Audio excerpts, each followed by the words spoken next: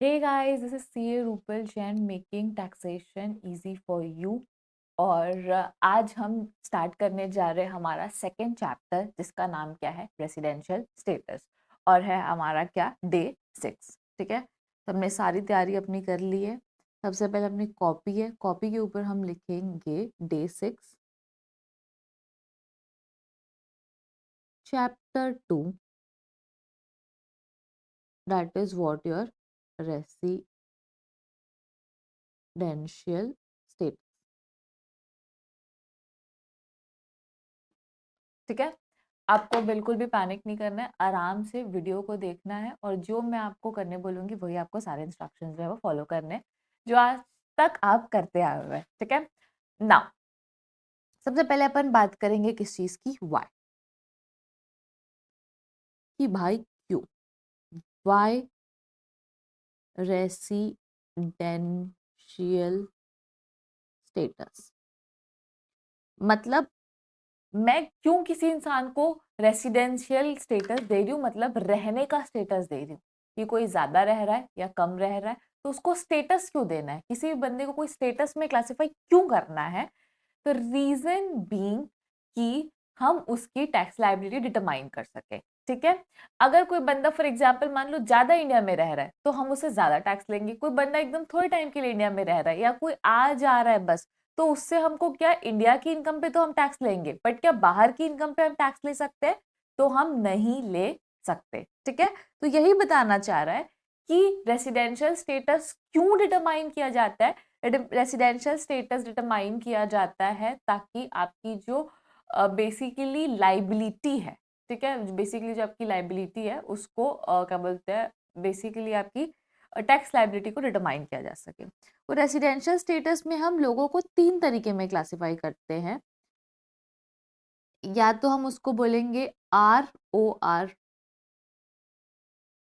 या तो हम बोलेंगे RNOR, या तो हम बोलेंगे NR। मैम ये क्या होता है, ये अपन बाद में पढ़ेंगे। 3 तरह के स्टेटस जो है वो दिए जाते हैं, और क्यों दिए जाते हैं, to determine tax liability of person, कि अलग अलग लोगों की अलग अलग टैक्स लाइबिलिटी होगी, तो हम उसको कैटेगराइज करेंगे कि जो ज्यादा रह रहा है इंडिया में वो ज्यादा हमारा उससे ज्यादा टैक्स लेंगे, जो कम रह रहा है उससे कम टैक्स लेंगे। इसीलिए उनको एक स्टेटस देना जो है वो जरूरी है कि अगर आप इस स्टेटस में आते हैं तो आपकी ये इनकम पे जो है वो क्या लगने वाला है, टैक्स लगने वाला है। आई होप आई एम क्लियर। ठीक है, अब फॉर एग्जाम्पल मान लो कि मेरे पास क्या है, कोई पर्सन है। ठीक है, बहुत सिंपल सी बात है। अब पर्सन जो है वो मैं बोलती हूँ कि पर्सन जो है वो सेटिस्फाई करेगा क्या, basic condition. Ma'am basic condition क्या होती है, बस कंडीशन लिखी गई है जिसका नाम है बेसिक कंडीशन। ठीक है, और कौन सी सेटिस्फाई, कितनी सेटिस्फाई करना है, एनी वन, कि अगर कोई भी एक बेसिक कंडीशन भी अगर वो सेटिस्फाई कर लेता है तो उसको मैं क्या बना दूंगी, उसको मैं बना दूंगी रेसिडेंट। और अगर नहीं सेटिस्फाई करता है, सेटिस्फाई कर रहा है यस, तो बना दूंगी क्या मैं, रेसिडेंट। अगर एक भी सेटिस्फाई कर रहा है तो क्या बन गया बेटा, वो रेसिडेंट। अगर एक भी सेटिस्फाई नहीं कर रहा है तो वो क्या बन जाएगा, नॉन रेसिडेंट। तो यहां से आपको क्लासिफिकेशन जो है समझना स्टार्ट करना है। ठीक है, किसके बारे में बात की जा रही है अभी, पर्सन के बारे में। पर्सन जो है, अगर कोई भी पर्सन जो है, 2 बेसिक कंडीशन होती है बेटा, कितनी होती है, 2।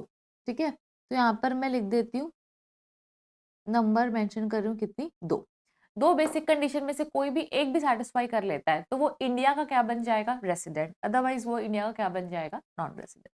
ठीक है, अब कोई बंदा अगर इंडिया का रेसिडेंट बन चुका है तो उसके पास भी 2 अब ऑप्शन है। तो उसके लिए कंडीशन क्या बोली गई है, एडिशनल कंडीशन।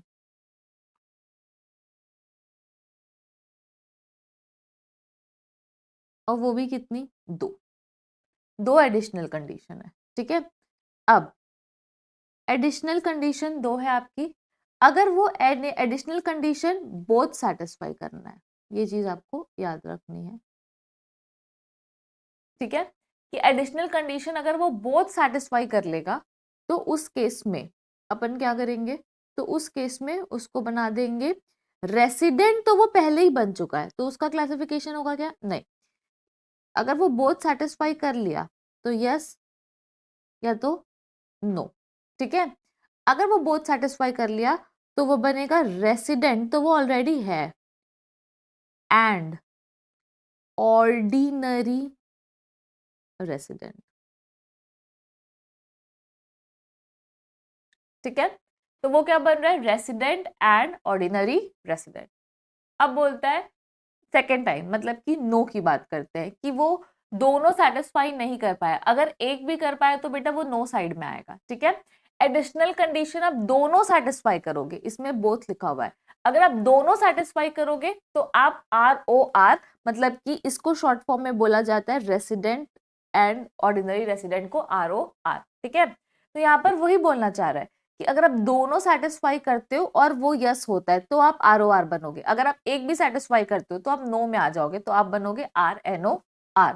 तो उसको लिखा जाता है रेसिडेंट तो है ये बंदा, बट नॉट ऑर्डिनरी रेसिडेंट, कि हमने इसको रेसिडेंट जरूर बनाया है बट ऑर्डिनरी रेसिडेंट नहीं बनाया है, ठीक है। तो एकदम घर का मेंबर नहीं बनाया है, थोड़ा सा घर के पास का मेंबर बनाया है।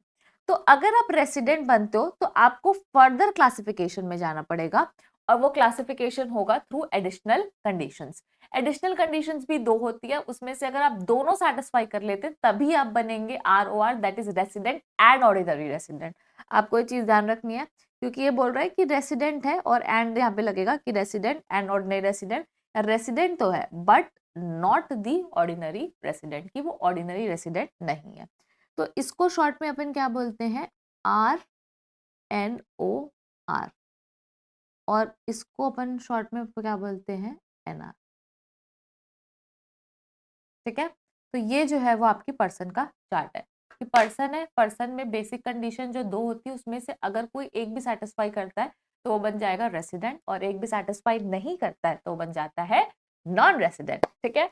उसके बाद अगर कोई बंदा रेसिडेंट बन चुका है तो उसके लिए हमको फर्दर क्लासिफिकेशन करना पड़ेगा। हमको ये जानना जरूरी है, ठीक है, हमको ये जानना जरूरी है कि एडिशनल कंडीशंस में, एडिशनल कंडीशन अगर वो दोनों सेटिस्फाई करेगा तो वो बनेगा रेसिडेंट एंड ऑर्डिनरी रेसिडेंट, और अगर वो दोनों सेटिस्फाई नहीं करेगा तो बनेगा resident but not ordinary resident.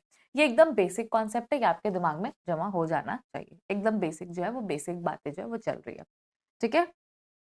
Now come to your chart book, text book, मतलब ये जो आपकी टेक्स्ट बुक है।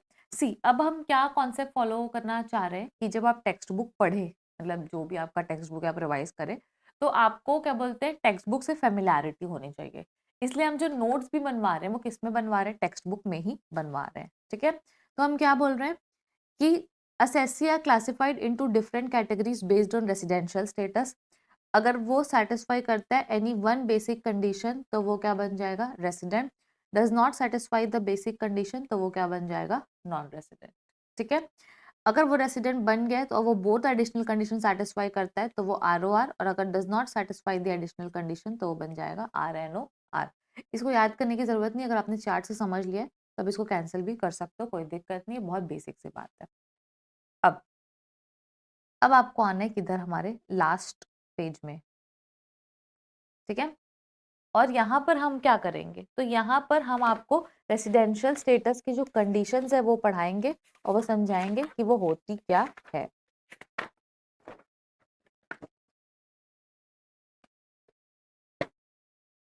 ठीक है। ये बहुत ही बेस्ट बेस्ट बेस्ट तरीके से जो वो चार्ट में दी गई है, आपको इसमें आपका जो पेज दिया हुआ है वो इसी के लिए खाली रखा गया है, तो कृपया इसे यूज करें। अब सबसे पहले सेक्शन का नाम है बेटा section 6, residential status of individual, residential status, बस ये लिख लो आप, ठीक है। अब क्या बोलता है ये, एज पर सेक्शन, यहाँ पे हम ये भी कर सकते हैं, एक लाइन वाली जो वो है वो ऐड कर सकते हैं, बिल्कुल।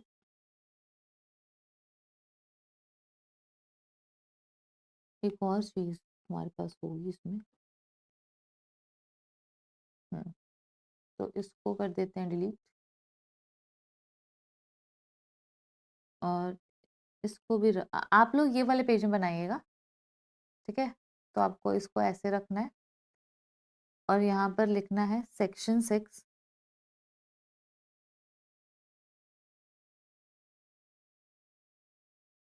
That is called as residential status. आपको पढ़ाई करने में कोई भी हड़बड़ी जो है वो नहीं दिखानी है। अब सबसे पहले यहाँ पर क्या बोलेगा, as per section 6(1), as per section 6(1), ठीक है। एंड इंडिविजुअल, ये किसकी बात की जा रही है, तो अभी इंडिविजुअल की बात की जा रही है, ठीक है। तो an individual who satisfies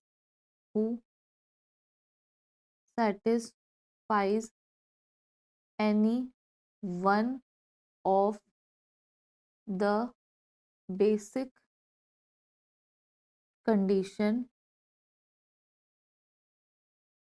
will be classified as resident, ठीक है। तो ये क्या बोलते हैं यहाँ पर, इसको हाईलाइट कर सकते हैं, एनी वन, कोई भी एक भी अगर आप सेटिस्फाई कर लोगे, कोई भी इंडिविजुअल एज पर सेक्शन 6(1), अगर कोई भी individual any one of the basic conditions satisfy कर लेता है तो वो क्या बन जाता है, रेसिडेंट बन जाता है, ठीक है। तो यहाँ पे लिखा हुआ है क्या, बेसिक कंडीशन। तो यहाँ पर अब मैं लिखने वाली हूँ क्या, बेसिक कंडीशन। तो मैं लिख रही हूँ एक साइड में, ठीक है। तो मैं यहाँ पर बना रही हूँ बेसिक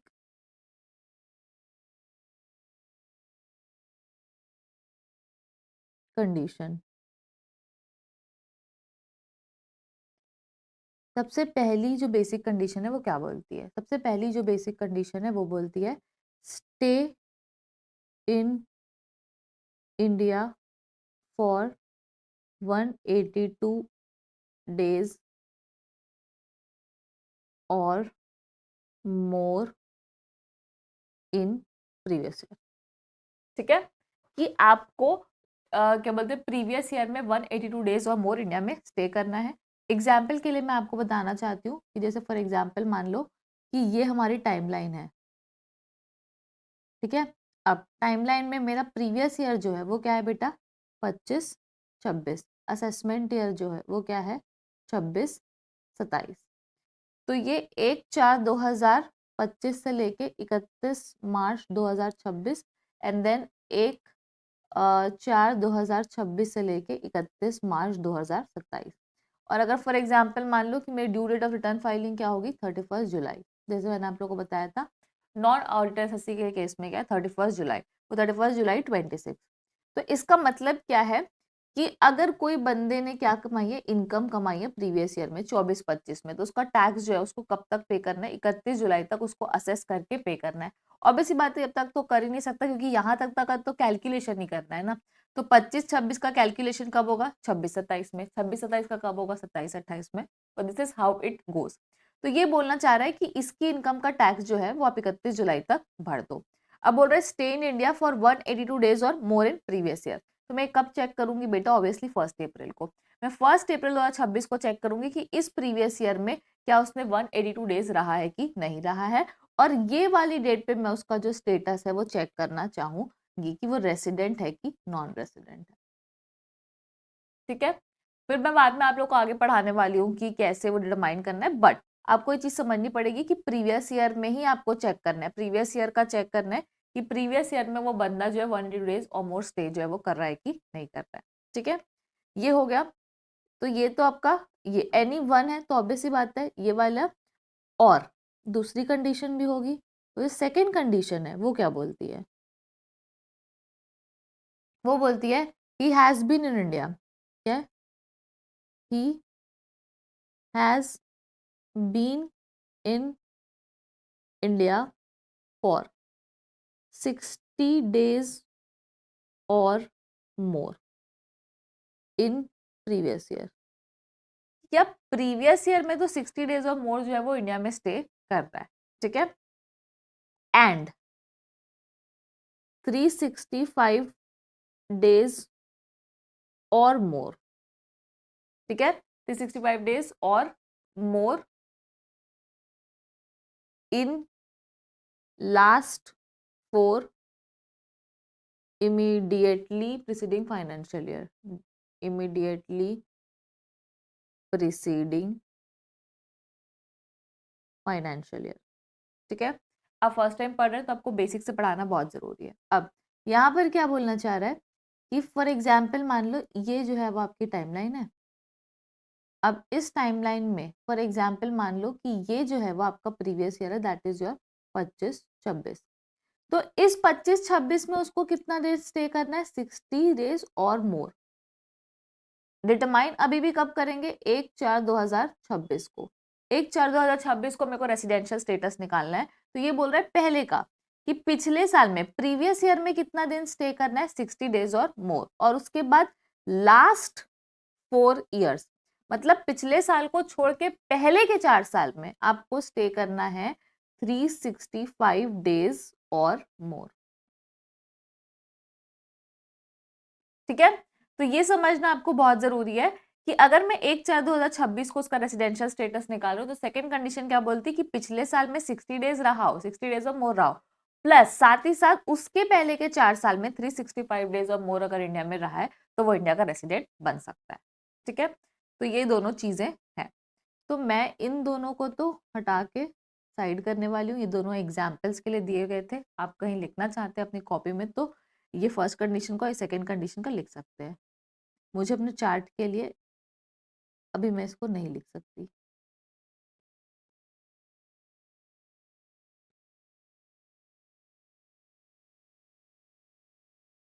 और मेरा जो चार्ट है वो रेडी हो चुका है बन के, बेसिक कंडीशन जो है वो मेरी कंप्लीट हो चुकी है।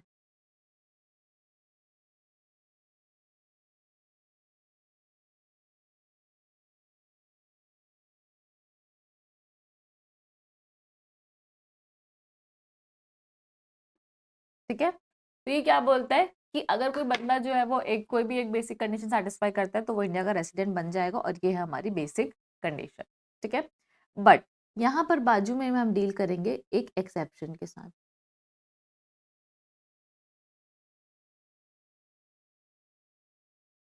अब एक्सेप्शन का मतलब क्या होता है, कि ऑब्वियस सी बात है जिसके ऊपर नॉर्मल प्रोविजन नहीं लगता है वो क्या होता है, एक्सेप्शन। मतलब जिस बंदे के ऊपर ये दोनों बेसिक कंडीशन नहीं लगेगी, या तो ये एक नहीं लगेगी या दोनों ही नहीं लगेगी, मतलब नॉर्मल प्रोविजन से अगर कुछ अलग चल रहा है तो उसको हम बोलते हैं क्या, एक्सेप्शन, ठीक है।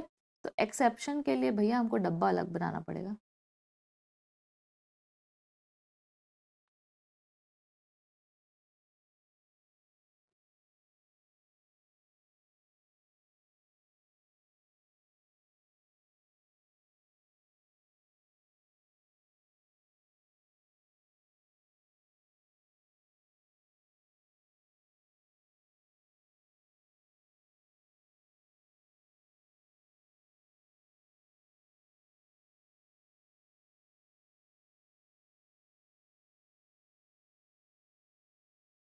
एक्सेप्शन, ठीक है।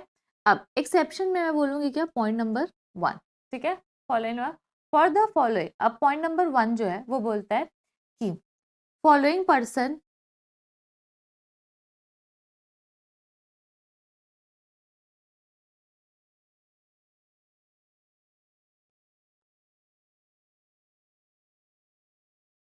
following person will become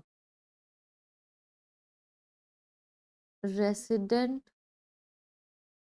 of India. Following person will become resident of India, कि जो फॉलोइंग पर्सन है वो क्या बनेंगे, रेसिडेंट ऑफ इंडिया बन जाएंगे। तो following person will become resident of India only if they satisfy, only if they satisfy,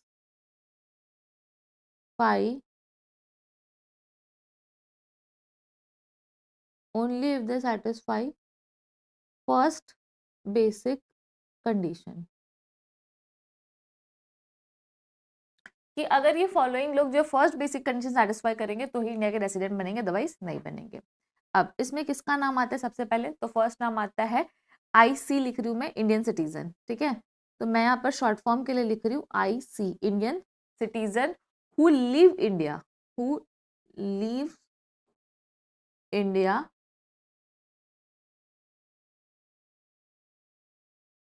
who leaves India as a crew member of Indian ship, crew member of Indian ship, ठीक है। कि अगर कोई India का बंदा है जो India छोड़ के जा रहा है as a crew member of Indian ship, तो ये जो बंदा है वो क्या बन जाएगा, आपका इंडियन सिटीजन जो है वो बन जाएगा। सेकंड सॉरी, ये जो बंदा है वो क्या बनेगा आपका, अगर फर्स्ट कंडीशन सेटिस्फाई करेगा तो ही रेसिडेंट बनेगा, ठीक है। सेकंड हम बात करते हैं किसकी, सेकंड हम बात करते हैं Indian citizen who lives India for the purpose of employment outside India. तो वापस से मैं IC, Indian citizen who leaves India for the purpose of employment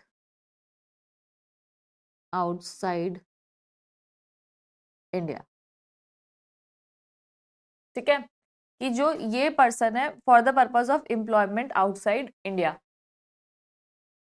for the purpose of employment outside India क्या कर रहा है, इंडिया छोड़ के जा रहा है। और point number C, third person है इंडियन सिटीजन और person of Indian origin who comes for a visit to India, घूमने आ रहा है, having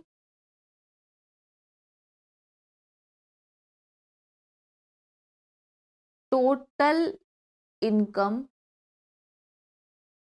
excluding income from Indian source up to ₹15 lakh, ठीक है। तो ये जो 3 बंदे उनकी बात हो रही है, क्या बोलना चाहते हैं ये, जो फर्स्ट एक्सेप्शन है ना उसमें 3 लोग हैं, ठीक है। अब ये तीनों लोग जो हैं क्या वो सरकार के फेवरेट है, जी हाँ, समझना, ठीक है। सरकार जो है वो इन लोगों को फायदा देना चाहती है और इन लोगों को बोलती है कि अगर आपको सिर्फ एक ही कंडीशन लगाई जा रही है, क्योंकि अच्छी बात है ना, अगर आप क्या बोलते हैं सिटीजन के पर्सपेक्टिव सोचो कि अगर आप इंडिया के रेसिडेंट हो तो आपको ज्यादा टैक्स देना पड़ेगा, अगर आप नॉन रेसिडेंट हो तो आपको कम टैक्स देना पड़ेगा। तो आप तो इस कंडीशन में फंसना ही नहीं चाहोगे, आप हमेशा क्या चाहोगे कि मैं इंडिया का नॉन रेसिडेंट बनूं, क्योंकि अगर मैं इंडिया का नॉन रेसिडेंट बन जाता हूँ तो क्या मेरे को टैक्स देने की जरूरत है, नहीं है।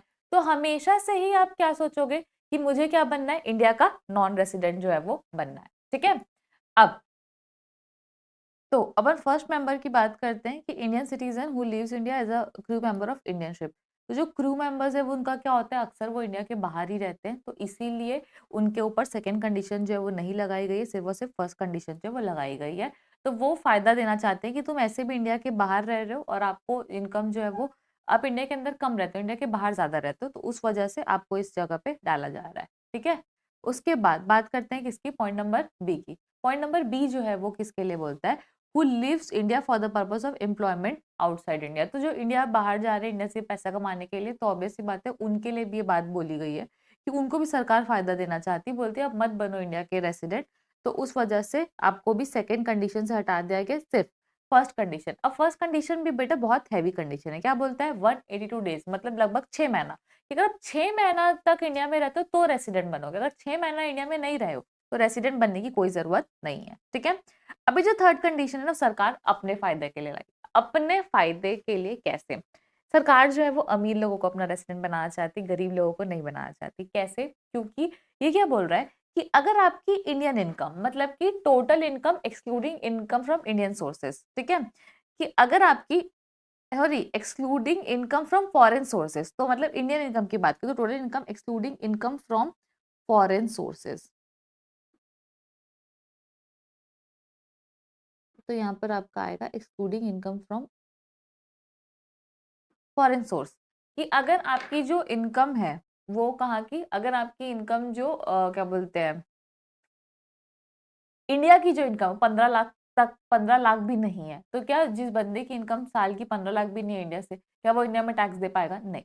तो सरकार के गरीब लोगों को अपना रेसिडेंट बनाना चाहती है? नहीं, अमीर लोग, क्योंकि अमीर लोग आएँगे तो टैक्स देंगे, भाई पैसा लाएँगे, इन्वेस्टमेंट लाएँगे, देश की ग्रोथ होगी, हमारा नाम होगा, तो इस वजह से। तो बोल रहे हैं भैया तुम इतना कमाओ इंडिया से तो हम इंडिया के रेसिडेंट बनाएँगे, अगर तुम इतना पैसा नहीं इंडिया में कमा रहे हो, तो हम तुमको इंडिया का रेसिडेंट नहीं बना सकते, भले ही तुम विज़िटर क्यों ना रहो। तो इसलिए तुम्हारे लिए कंडीशन डाल दी 6 महीने की।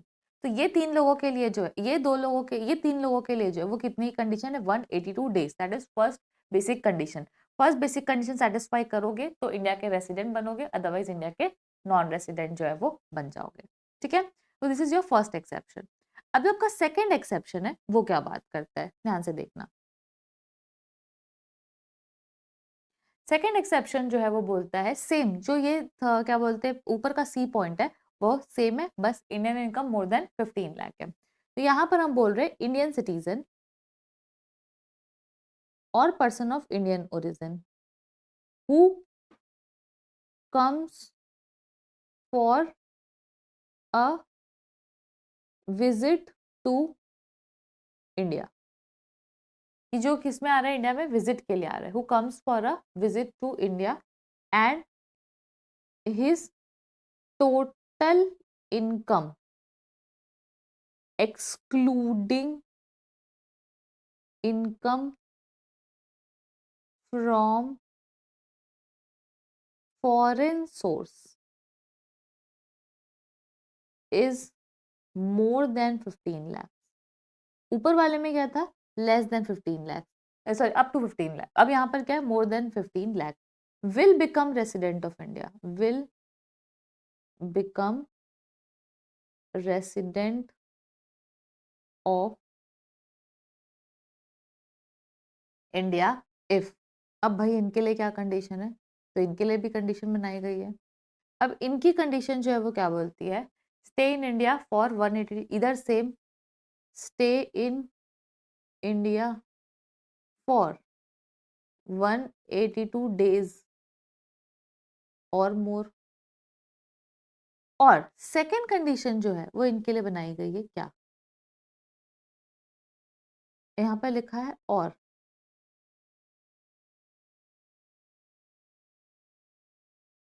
Stay in India for 120 days और more in previous year and 365 days or more in last 4 immediately preceding financial year। ठीक है, तो ये सेकेंड एक्सेप्शन है वो किसके लिए, ऑब्वियस ही बात है सरकार के फायदे के लिए, मतलब अमीर लोगों के लिए, जिस बंदे की इंडिया की इनकम जो 15 लाख से ज्यादा है, तो भाई 15 लाख से ज्यादा है मतलब क्या चाहिए अपने को, टैक्स चाहिए, तो हम कोशिश करेंगे उसके ऊपर ज्यादा से ज्यादा कंडीशन लगा के कि वो बंदा इंडिया का रेसिडेंट बन जाए। जो ऊपर वाला था उस केस में सरकार ही चाहती थी कि गरीब लोग जाए इंडिया में, बस यहाँ पर अब 15 लाख से ज्यादा है मतलब सरकार चाहती कि ये लोग आए इंडिया में, तो इनके लिए 2 कंडीशन बना दी। 182 डेज वाली तो सेम रखी फर्स्ट बेसिक कंडीशन की तरह, और सेकंड कंडीशन जो है उसको 60 के जगह थोड़ा सा बेनिफिट दे दिया उनको और कर दिया है क्या, 120 डेज और मोर, और प्लस पिछले 4 साल में 365 डेज और मोर अगर सेटिस्फाई करोगे तो आप इंडिया के क्या बन जाओगे, रेसिडेंट जो है वो बन जाओगे। और अगर आप ये वाली कंडीशन से अगर आप रेसिडेंट बनते हो तो आप हमेशा क्या बनोगे, ऑलवेज RNOR, सिर्फ second condition not first condition. अगर आप सेकंड कंडीशन से इंडिया के रेसिडेंट बनते हो 120 प्लस 365 से, तो आप हमेशा इंडिया के क्या बनोगे, RNOR। ठीक है,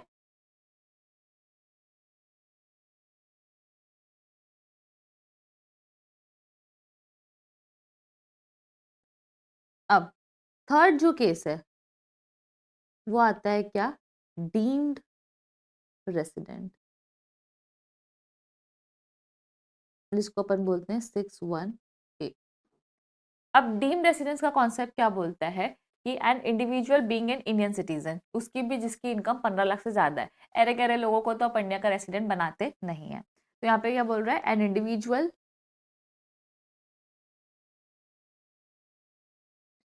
being an Indian citizen having total income having, TI मतलब टोटल इनकम, एक्सक्लूडिंग बाहर की income, excluding income from foreign source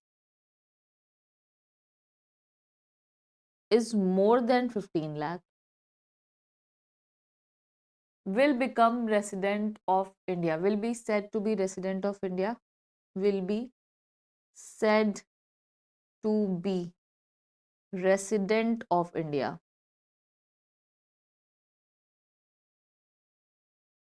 if he is not liable, if he is not liable to pay, if he is not liable to pay tax in any other country, कि बाहर पर उसको कहीं पर भी कोई टैक्स देने की जरूरत नहीं है। तो सरकार सोचेगी कितनी अच्छी बात है कि तुम कहीं टैक्स नहीं दे रहे हो, तो यहाँ टैक्स देके चले जाओ, ठीक है।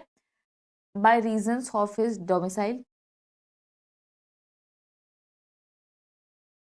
by reasons of his domicile or residence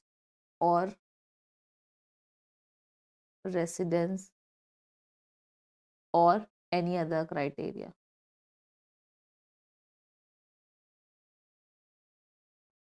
ठीक है, तो वेरी सिंपल। थर्ड पॉइंट भी आपको बोलता है डीम रेसिडेंसी का कि अगर आप क्या हो, इंडिविजुअल हो, इंडिया के सिटीजन हो और आपकी इंडिया की इनकम अगर 15 लाख से ज्यादा है, कहाँ की इनकम बेटा, इंडिया की इनकम, तो अगर आपकी इंडिया की इनकम जो है वो 15 लाख रुपए से ज्यादा है और आपको पूरे दुनिया में कहीं टैक्स नहीं करना है, तो वाह कितनी अच्छी बात है, तो आप बन जाएंगे इंडिया के रेसिडेंट और आप टैक्स देंगे इंडिया के अंदर और हम आपको इंडिया का रेसिडेंट मान लेंगे। क्या है बेटा, डीम्ड रेसिडेंसी, हम आपको इंडिया का रेसिडेंट मान लेंगे। बट 6(1)(a) का कॉन्सेप्ट तभी एप्लीकेबल होगा जब आपके ऊपर 6(1) का कॉन्सेप्ट एप्लीकेबल नहीं है, मतलब जब आपके ऊपर बेसिक कंडीशन एप्लीकेबल नहीं है तभी आपके ऊपर ये जो है वो एप्लीकेबल होगा, ठीक है। तो यहाँ पर आप नीचे में एक लाइन लिख लो, नोट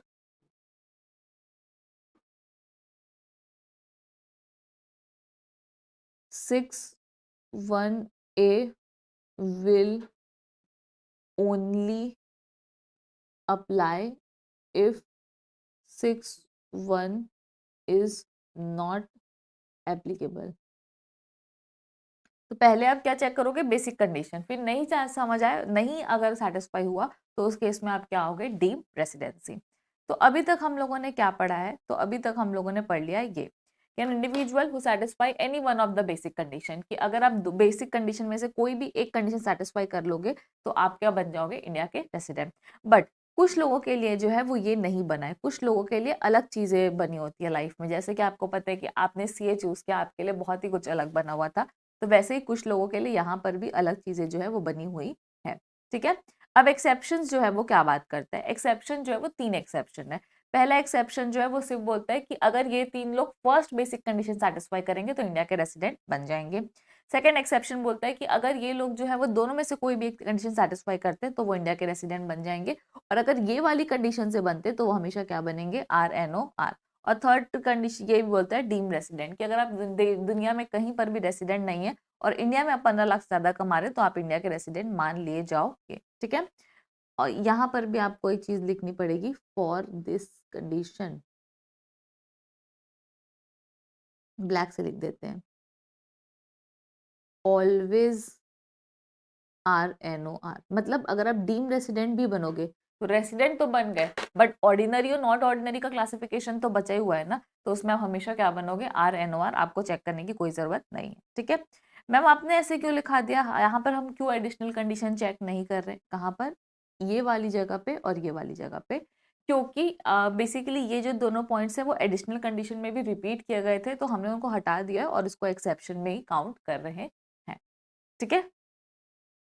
तो यहाँ पर आपका हो गया है ये इंडिविजुअल, अगर वो कोई भी सेटिस्फाई करता है तो बेसिक कंडीशन सेटिस्फाई किया तो वो क्या बनेगा, रेसिडेंट। अब यहाँ पर हम लिखना चाहेंगे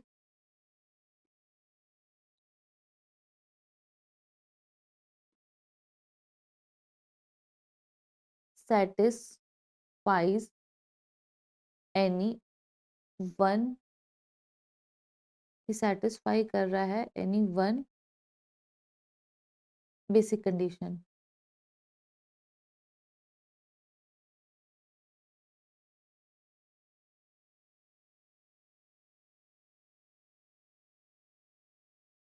यस,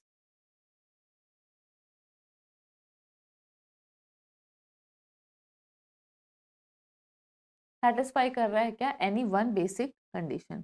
तो अगर कोई भी एक बेसिक कंडीशन जो है वो अगर वो सेटिस्फाई कर रहा है तो वो क्या बन जाएगा, रेसिडेंट। अगर नहीं सेटिस्फाई कर रहा है तो वो क्या बन जाएगा, नॉन रेसिडेंट। ठीक है। अब satisfies both the satisfies both, तो यहाँ पे लिख देते हैं क्या, एडिशनल कंडीशन।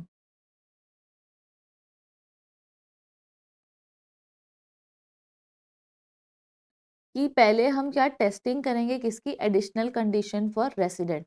रेसिडेंट के लिए ही एडिशनल कंडीशन है, नॉन रेसिडेंट के लिए कोई कंडीशन नहीं है। और रेसिडेंट की जो एडिशनल कंडीशन है उसमें सबसे पहली कंडीशन जो है वो बोलती है कि he has been resident of India, he has been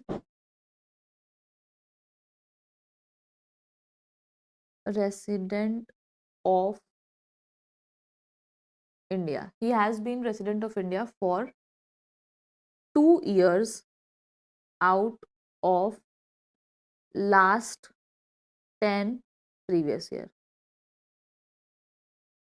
तो 10 साल, पिछले 10 साल, तो यहाँ पर लिख लेना करेंट प्रीवियस, प्रीवियस ईयर 25-26 को छोड़ के,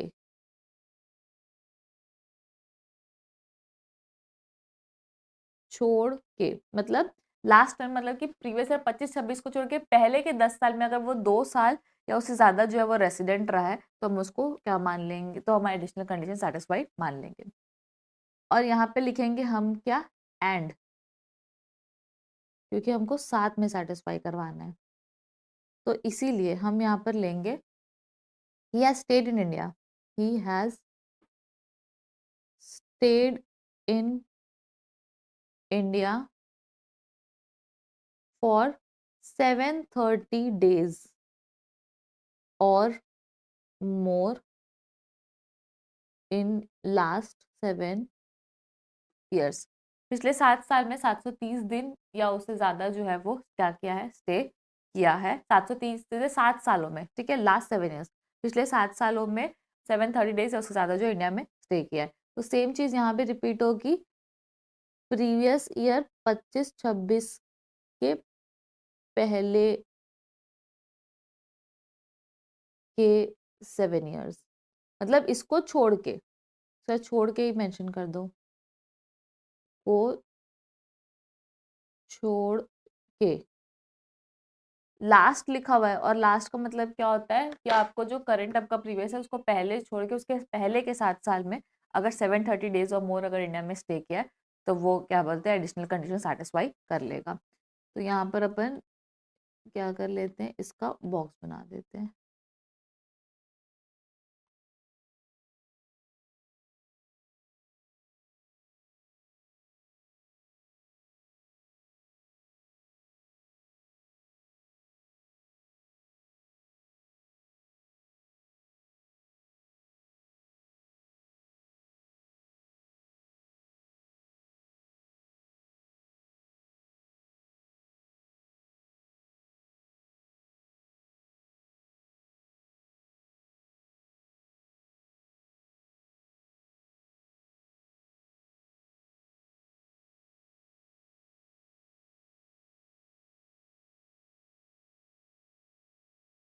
अब यहाँ पर क्या है, एडिशनल कंडीशन यहाँ तक आ गई है। अब इसके बाद अपन यहाँ पे लिखेंगे कि satisfy both the additional condition, satisfies both additional condition, कि अगर आप दोनों एडिशनल कंडीशन जो है वो क्या कर रहे हो, सेटिस्फाई कर रहे हो। Satisfies both the additional condition,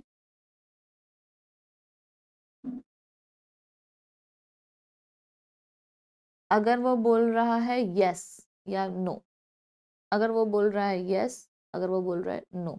अगर यस तो इसका मतलब है रेसिडेंट एंड, हाँ resident and ordinary resident, that is ROR।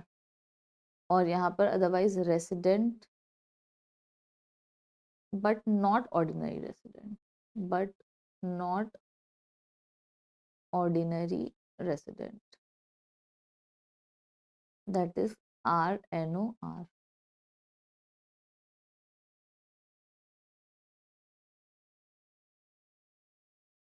तो these are what the conditions are. कि एडिशनल कंडीशन में अगर आप आएंगे तो आपको देखना पड़ेगा कि दोनों सेटिस्फाई हो रही है तो वो ROR है, अगर दोनों सेटिस्फाई नहीं हो रही तो RNOR है। तो ये जो है वो किसके लिए बेटा, पूरा आपका रेसिडेंशियल स्टेटस इंडिविजुअल के लिए। And which is more important, मतलब ये जो सारी कंडीशन जो सबसे ज्यादा इम्पॉर्टेंट है,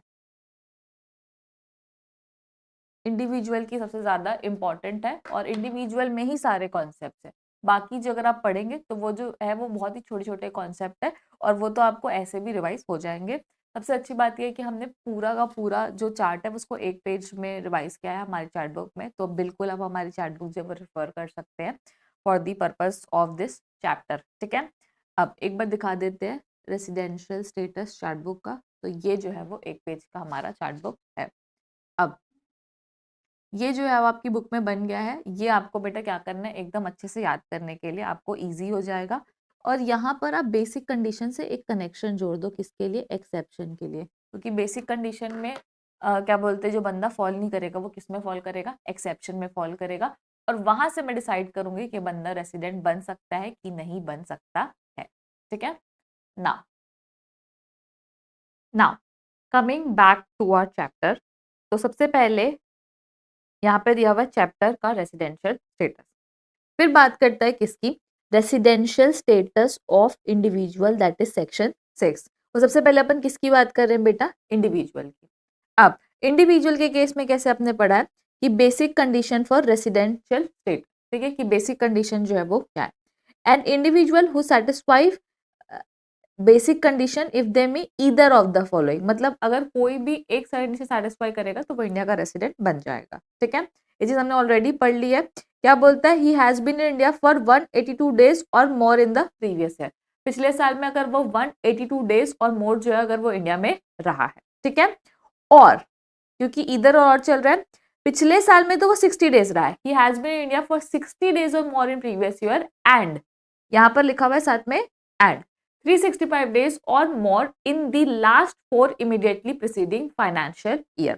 In the last 4 immediately preceding financial year, पिछले 4 साल में अगर वो 365 days और मोर अगर इंडिया में स्टे किया है तो वो क्या बन जाएगा, इंडिया का रेसिडेंट बन जाएगा। ठीक है, तो यहाँ पर हम ये किसके लिए कर रहे हैं बेटा, रेसिडेंट बनने के लिए जो है वो बेसिक कंडीशन सेटिस्फाई कर रहे हैं। तो यहाँ पे बात किसकी हो गई है, रेसिडेंट की, कि अगर कोई बंदा जो है वो कंडीशन सेटिस्फाई कर लेता है तो वो इंडिया का रेसिडेंट बन जाएगा। ठीक है, उसके बाद नेक्स्ट अपन बात करते हैं एक्सेप्शन टू 60 डे रूल, मतलब ऊपर वाली बात कि यहाँ पर exception to the first basic condition, मतलब फर्स्ट तो एप्लीकेबल होगी लेकिन सेकंड एप्लीकेबल नहीं होगी, तो वो 60 डे प्लस 365 डेज वाला रूल है ना, उसका एक्सेप्शन बोल रहा है। The following categories of individual will be treated as resident in India only if either their stay in the relevant previous year amounts to 182 days or more. That is only first basic condition satisfied. मतलब इन लोगों के ऊपर सिर्फ एक ही basic condition applicable होती है, अगर वो सेटिस्फाई किए तो रेसिडेंट, नहीं सेटिस्फाई किया नॉन रेसिडेंट, सेकंड देखने की जरूरत ही नहीं है। ठीक है, तो क्या बोलते हैं यहाँ पर, कौन लोग हैं वो, Indian citizen who leave India during the relevant previous year, जो करंट प्रीवियस ईयर में इंडिया छोड़ के जा रहे हैं as a member of Indian ship. ठीक है, as a crew member of Indian ship. ठीक है, कि अगर आप as a crew member India का छोड़ के जा रहे हैं तो आपके लिए 182 डेज लगेगा। Indian citizen who leaves India during the relevant previous year for the purpose of employment outside India. ठीक है, ये तो पता ही है। फिर इंडियन सिटीजन और person of Indian origin who being outside India comes on a visit to India during the relevant previous year, जो लोग अपने फैमिली से मिलने आने रहते हैं या फिर जो लोग घूमने आते हैं तो उनके लिए थर्ड कंडीशन है। फर्स्ट कंडीशन और सेकंड कंडीशन जो है वो रेसिडेंट्स के फायदे के लिए, कि भैया तुम्हारा काम ऐसा है, क्रू मेंबर हो तुमको जाना आना लगा रहता है, तो उस वजह से तुम्हारे लिए चलो 6 महीना कर देते हैं, बाकी कंडीशन नहीं रखते। एम्प्लॉयमेंट वाले के लिए भी बोलते हैं कि चलो तुम इंडिया के बाहर कमाने जा रहे हो तो तुमको भी 6 महीने का टाइम दे देते हैं, कि 6 महीने अगर तुम इंडिया में रहोगे, इतना सिग्निफिकेंट टाइम, तो हम तुमको इंडिया का रेसिडेंट बनाएंगे, अदरवाइज नहीं बनाएंगे। लेकिन जो थर्ड वाले लोग हैं, जो आते फिरते घूमते घूमते रहते हैं, लेकिन उनकी जो इंडियन इनकम है, इंडिया की इनकम अगर अप टू 15 लाख, मतलब जो गरीब है, तो ये सरकार अपने फायदे के लिए बनाए कि जो गरीब है उसको 6 महीने दिया, लेकिन जो अमीर है उसको फंसाने के लिए ज्यादा कंडीशन सब लगाएंगे, जो कि आगे सेकेंड एक्सेप्शन में फॉल करेगा। ठीक है, तो ये जो है ना सर हमारा कौन सा एक्सेप्शन है, फर्स्ट एक्सेप्शन है। ठीक है, तो फर्स्ट एक्सेप्शन में 3 लोग आते हैं, Indian citizen who leaves India as a crew member of Indian ship. Second है आपका Indian citizen who leaves India क्या बोलते हैं for the purpose of employment outside India. Indian citizen और person of Indian origin who comes on a visit to India having total income excluding income from foreign source up to ₹15 lakh. ठीक है, तो यहाँ पर लिखा हुआ है being outside India comes on a visit to India relevant previous year having, यहाँ पे इसको ऐड कर लेना,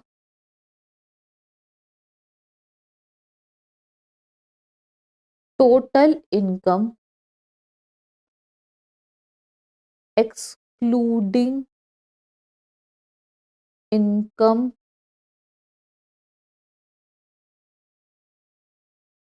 from foreign source, excluding income from foreign source is up to ₹15 lakh.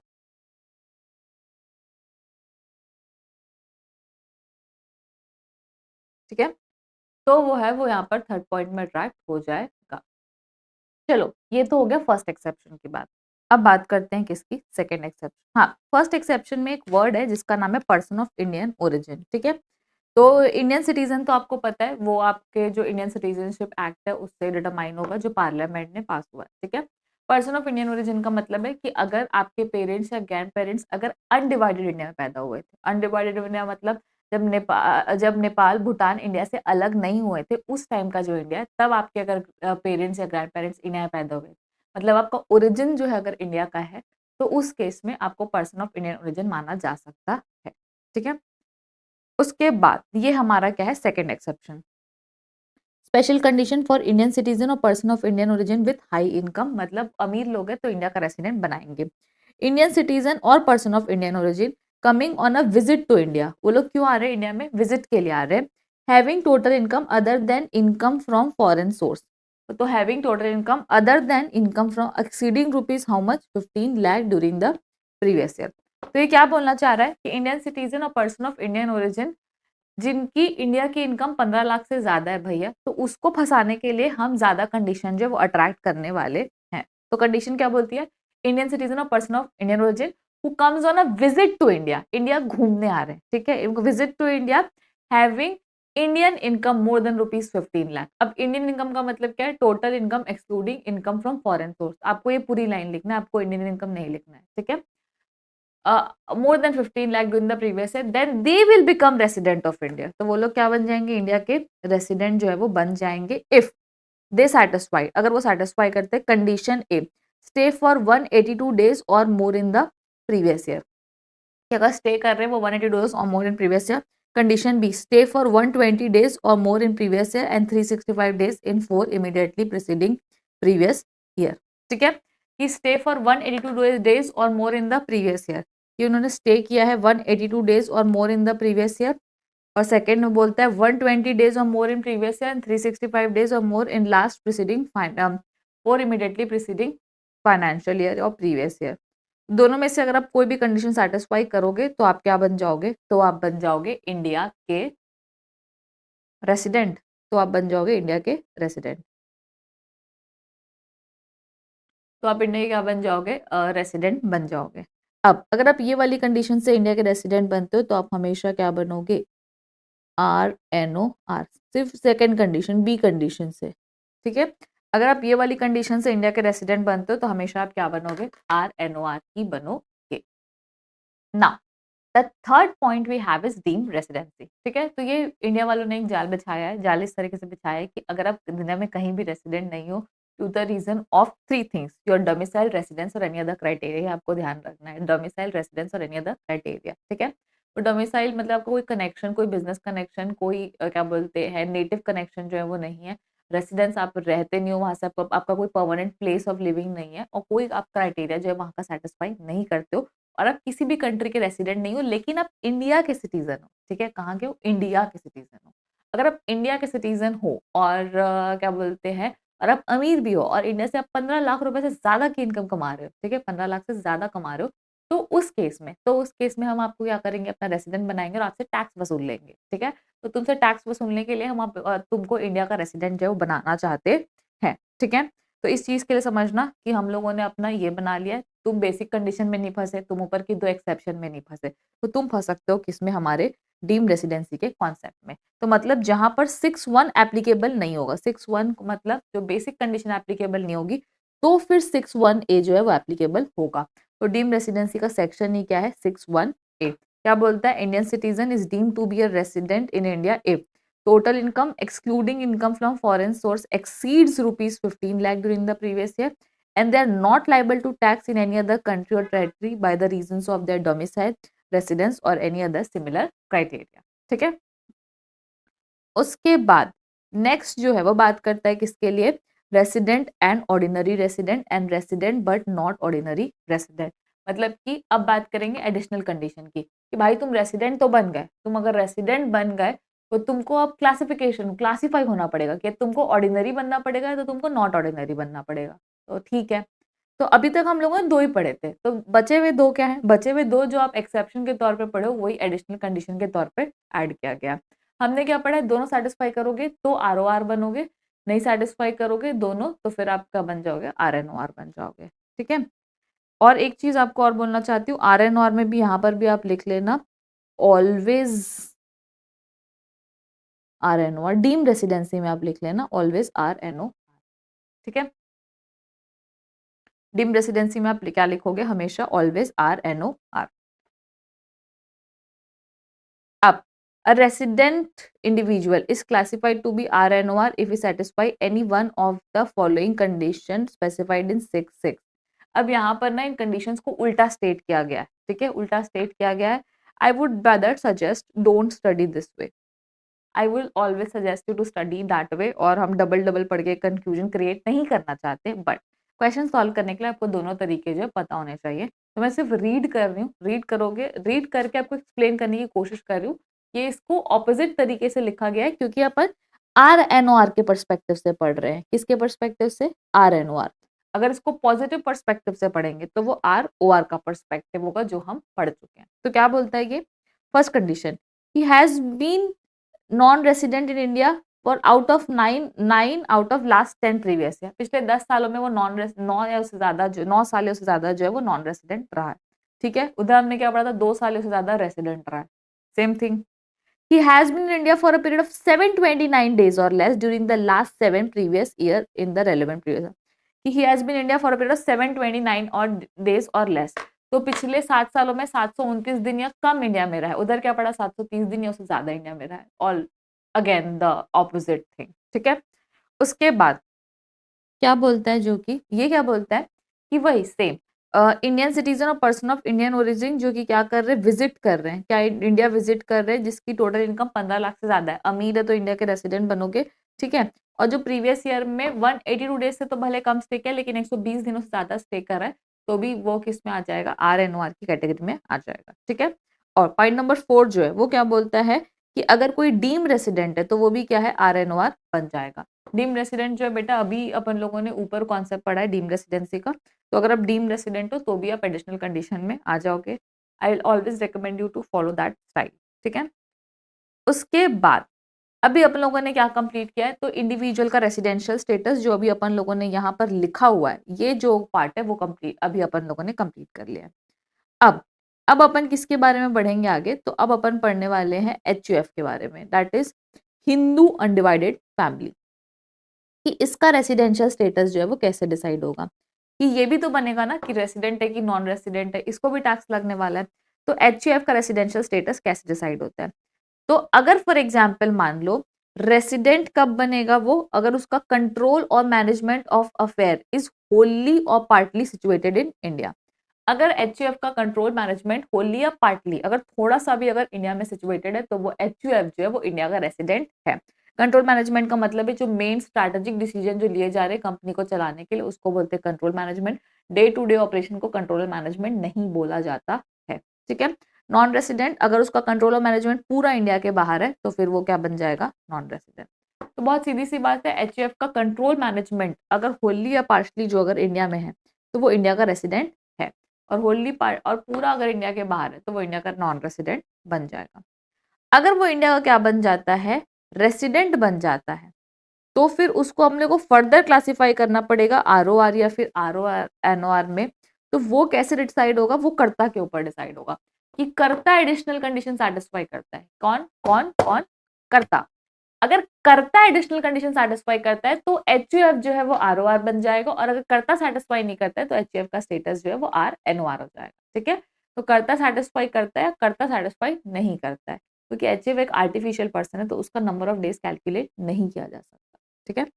अब आरओआर की अगर बात करें तो सेम एडिशनल कंडीशन है, बोलता है ये कि अगर कर्ता सेटिस्फाई करता है both the additional condition specified, कि पिछले 10 साल में 2 साल या उससे ज्यादा वो रेसिडेंट रहा है इंडिया में और पिछले 7 सालों में 730 डेज और मोर इंडिया में स्टे किया है, तो वो आरओआर है। और ऊपर में से दी गई कंडीशन में अगर वो एक सेटिस्फाई करता है एक भी सेटिस्फाई नहीं करता है तो फिर वो क्या बन जाएगा, R N O R. On HUF जो है वो आर एन ओ आर बन जाएगा। I hope I am clear. And this is the most simplest way to learn this. इसका बहुत अच्छा सा जो चार्ट है वो यहाँ पर दिया हुआ है, कहाँ पर, हमारे चार्ट बुक में। हमारी चार्ट बुक जो है वो यहाँ पर है।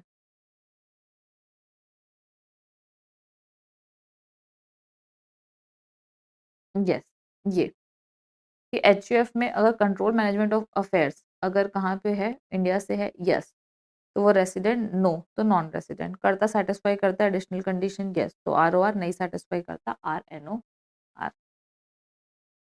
उसके बाद फर्म की बात करते हैं तो फर्म में बहुत easy, control management of affairs अगर होली या पार्शली भी इंडिया से, पूरा थोड़ा भी इंडिया से, तो वो क्या बन जाएगा, रेसिडेंट। नहीं है तो क्या बन जाएगा, नॉन रेसिडेंट। और इसमें नो फर्दर बाइफर्केशन, मतलब कि जो फर्म एओपी बीओआई है बेटा वो सिर्फ और सिर्फ रेसिडेंट या नॉन रेसिडेंट हो सकते हैं, उसके अलावा इसमें ऑर्डिनरी और नॉट ऑर्डिनरी का कोई कॉन्सेप्ट नहीं है। ठीक है। उसके बाद बात करते हैं किसकी, कंपनी की।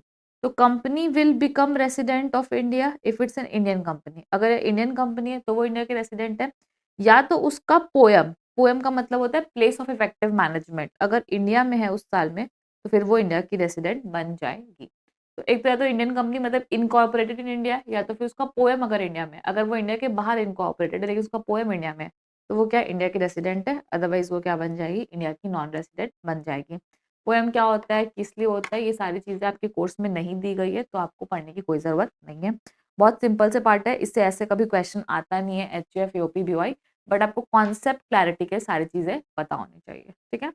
मेन जो कॉन्सेप्ट आपको पूछा जाता है, टेस्ट किया जाता है, वो क्या जाता है इंडिविजुअल के पार्ट से, क्योंकि इसमें इतनी डेडलाइंस दी हुई है, यहाँ पर कोई भी डेडलाइंस जो है वो नहीं दी गई है। ठीक है। Come to your text book. तो यहाँ पे अपन टिक लगा लेंगे किसका, फर्म यूपीबीवाई, और कंपनी का जो है हम लोग समझ चुके हैं। अब जो नेक्स्ट टॉपिक आने वाला है that is called as what your scope of total income, that is completely a topic which require a separate class. तो अभी हम पहले क्या करेंगे, क्वेश्चन आंसर सॉल्व करेंगे और डिटरमाइन करेंगे कि बंदा रेसिडेंट है कि नॉन रेसिडेंट है, पहले ये निकालना सीखेंगे। जब हम निकालना सीख जाएंगे फिर उसकी इनकम कैलकुलेट करना सीखेंगे कि रेसिडेंट है तो कौन सी इनकम टैक्सेबल होगी, नॉन रेसिडेंट है तो कौन सी इनकम टैक्सेबल होगी। तो बेसिकली इनकम कैलकुलेशन का जो पार्ट है, तो थोड़ा प्रैक्टिकल पार्ट है चैप्टर का, वो है स्कोप ऑफ टोटल इनकम। लेकिन रेसिडेंशियल स्टेटस जो है वो जो लिखने में जो है वो क्या है, थ्योरेटिकल पार्ट है। ठीक है। तो इसलिए अपने को ये जो थ्योरी है वो एकदम रट्टा रट्टा जो है वो क्या करनी, याद कर लेनी है। इसलिए मैंने आपको क्या बनवा दिया, चार्ट जो है वो बनवा दिया। ठीक है। So now let's move to the question side. ठीक है। तो now we are starting with the questions of residential status. ठीक है। अब रेसिडेंशियल स्टेटस में क्वेश्चन सॉल्व करने के लिए अगेन हमारा जो फॉर्मेट है कि हमने क्या किया, टाइप ऑफ क्वेश्चंस को डिवाइड कर दिया है इन डिफरेंट टॉपिक्स। सबसे पहला जो है वो किस चीज़ का है, तो सबसे पहला है बेटा determination of residential status of individual, कि इंडिविजुअल का रेसिडेंशियल स्टेटस आप कैसे निकालेंगे, क्वेश्चन 1 to 8। उसके बाद determination of residential status not under exception, कि जो रेसिडेंशियल स्टेटस जिन लोग एक्सेप्शन में नहीं आते, तो ये फर्स्ट वाला कौन सा हो गया बेटा आपका, अंडर एक्सेप्शन, कि जो लोग अंडर एक्सेप्शन के अंदर आएंगे, जो अपन लोगों ने 3 एक्सेप्शन पढ़े हैं, वो वाला जो पॉइंट है, मतलब जितने भी एक्सेप्शन वाले क्वेश्चन है उसको हमने ग्रुप कर दिया है 2.1 में। 2.2 में जो एक्सेप्शन नहीं कवर होते वो वाले क्वेश्चन को ग्रुप कर दिया है 2.2 में। 2.3 में है determination of residential status of HUF, कि एचयूएफ का रेसिडेंशियल स्टेटस जो है, और determination of residential status of company. ठीक है, 2.4। 2.5 है आपका स्कोप ऑफ टोटल इनकम, तो अभी तक आपने स्कोप का जो टॉपिक है वो नहीं पढ़ा है, और लास्ट वाला है आपका residential status plus total income. तो क्वेश्चंस में रेसिडेंशियल स्टेटस के साथ टोटल इनकम भी पूछी गई है, तो वो आती है आपकी किसमें, 2.6 में। ठीक है, सबसे पहले अपन स्टार्ट करेंगे determination of residential status under exception. Now आपका माइंडसेट क्या होना चाहिए, क्या आपको सोचना चाहिए व्हाइल सॉल्विंग द क्वेश्चन, तो उसके लिए हमने बहुत ही बढ़िया जो है वो चार्ट प्रिपेयर किया है। ये जो है मैंने रेसिडेंशियल स्टेटस के क्वेश्चन सॉल्व करने के लिए जो है वो नोट्स बनाए थे। ठीक है, सबसे पहले जो है मैंने लिखा था क्या, आपके चैप्टर का नाम, उसके बाद फॉर्मेट फॉर राइटिंग आंसर्स, क्योंकि रेसिडेंशियल स्टेटस में आपको फॉर्मेट आना जरूरी है कि आंसर लिखा कैसे जाता है। ठीक है, तो this is the format for writing the answer, तो ये जो है बेटा वो आपका क्या है, फॉर्मेट है आंसर लिखने के लिए। उसके बाद नेक्स्ट आपका difference between remittance and receipt, ये सारी चीजें, और फिर ये जो नोट है वो, और क्वेश्चन सॉल्व करने का जो तरीका हमने अपनाया है वो है यहाँ पर पॉइंट नंबर 5 में बताया जाएगा। ठीक है, सबसे पहले अपन स्टार्ट करेंगे पॉइंट नंबर 5 से, कि क्या तरीका होना चाहिए क्वेश्चन सॉल्व करने का, मतलब क्या माइंडसेट होना चाहिए क्वेश्चन सॉल्व करने का, और उसके बाद जो वो अपन आगे बढ़ सकते हैं। इस सेम चीज को, ये जो चार्ट है उसको आप अपने क्वेश्चन बैंक के जो ये वाला टॉपिक, ये वाला जो स्पेस खाली है वहां पर बना सकते हैं। ठीक है, यहाँ पर क्वेश्चन बैंक का जो ये पोर्शन खाली है वहां पर आप इसको ड्रॉ कर सकते हो, या कॉपी में भी ड्रॉ करना चाहो तो कर सकते हो, मैंने इसको कॉपी में रखा हुआ है। How to start with residential status questions, कैसे आपको स्टार्ट करना है। Does question get covered under exception, आपको पहले ये सोचना है कि क्या जो क्वेश्चन का जो बंदा है वो एक्सेप्शन में अट्रैक्ट हो रहा है कि नहीं हो रहा है, तो मैम मुझे कैसे पता चलेगा, तो सी, अगर आप जब एक्सेप्शन देखोगे, एक्सेप्शन, जब आप एक्सेप्शन, ये वाले एक्सेप्शन के ऊपर गौर करोगे ना, तो आपके पास एक चीज गौर करने वाली, क्या ये बंदा भी इंडियन सिटीजन है, ये भी इंडियन सिटीजन है, ये इंडियन सिटीजन है या पर्सन ऑफ इंडियन ओरिजिन है, तो फर्स्ट वाले में सारे, फर्स्ट के दो जो है वो ए और बी जो है वो इंडियन सिटीजन है, और सी जो है वो इंडियन सिटीजन या पर्सन ऑफ इंडियन ओरिजिन हो सकता है। सेकंड वाला जो है वो भी इंडियन सिटीजन और पर्सन ऑफ इंडियन ओरिजिन हो सकता है, और जो थर्ड वाला है वो क्या है आपका, इंडियन सिटीजन। ठीक है, तो आपने देख लिया है कि या तो आपको इंडियन सिटीजन या पर्सन ऑफ इंडियन ओरिजिन तो होना जरूरी ही है, अगर वो इंडिया का नहीं है तो वो तो रेसिडेंट बन, मतलब वो एक्सेप्शन में आ ही नहीं सकता, वो क्या हो जाएगा फिर, वो बेसिक नॉर्मल वाले से जाएगा। तो अगर उसको ये वाले साइड से जाना है तो उसको ये इंडियन सिटीजन या पर्सन ऑफ इंडियन ओरिजिन होना ही पड़ेगा। ठीक है, तो मैं क्या करूंगी, पहले मैं चेक करूंगी क्या वो इंडियन सिटीजन या पर्सन ऑफ इंडियन ओरिजिन है कि नहीं है, इधर यस और इधर नो। ठीक है, तो यहां पर मैं लिख देती हूँ चेक इंडियन सिटीजन और पर्सन ऑफ इंडियन ओरिजिन।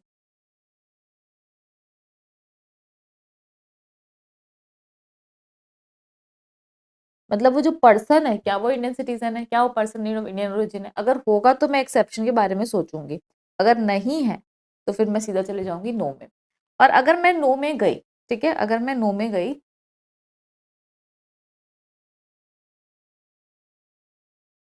तो यहाँ पर क्या लिखा हुआ है, go as per the format given above, तो ऊपर में जो हमने फॉर्मेट दिया उसी के हिसाब से जाना है, मतलब पहले प्रोविजन लिखना है, बेसिक कंडीशन है, एडिशनल कंडीशन है, उसके बाद आपको फैक्ट लिखना है कितने दिन इंडिया में रहा, कितने दिन नहीं रहा, और आपको क्या दे देना है, डिसीजन दे देना है।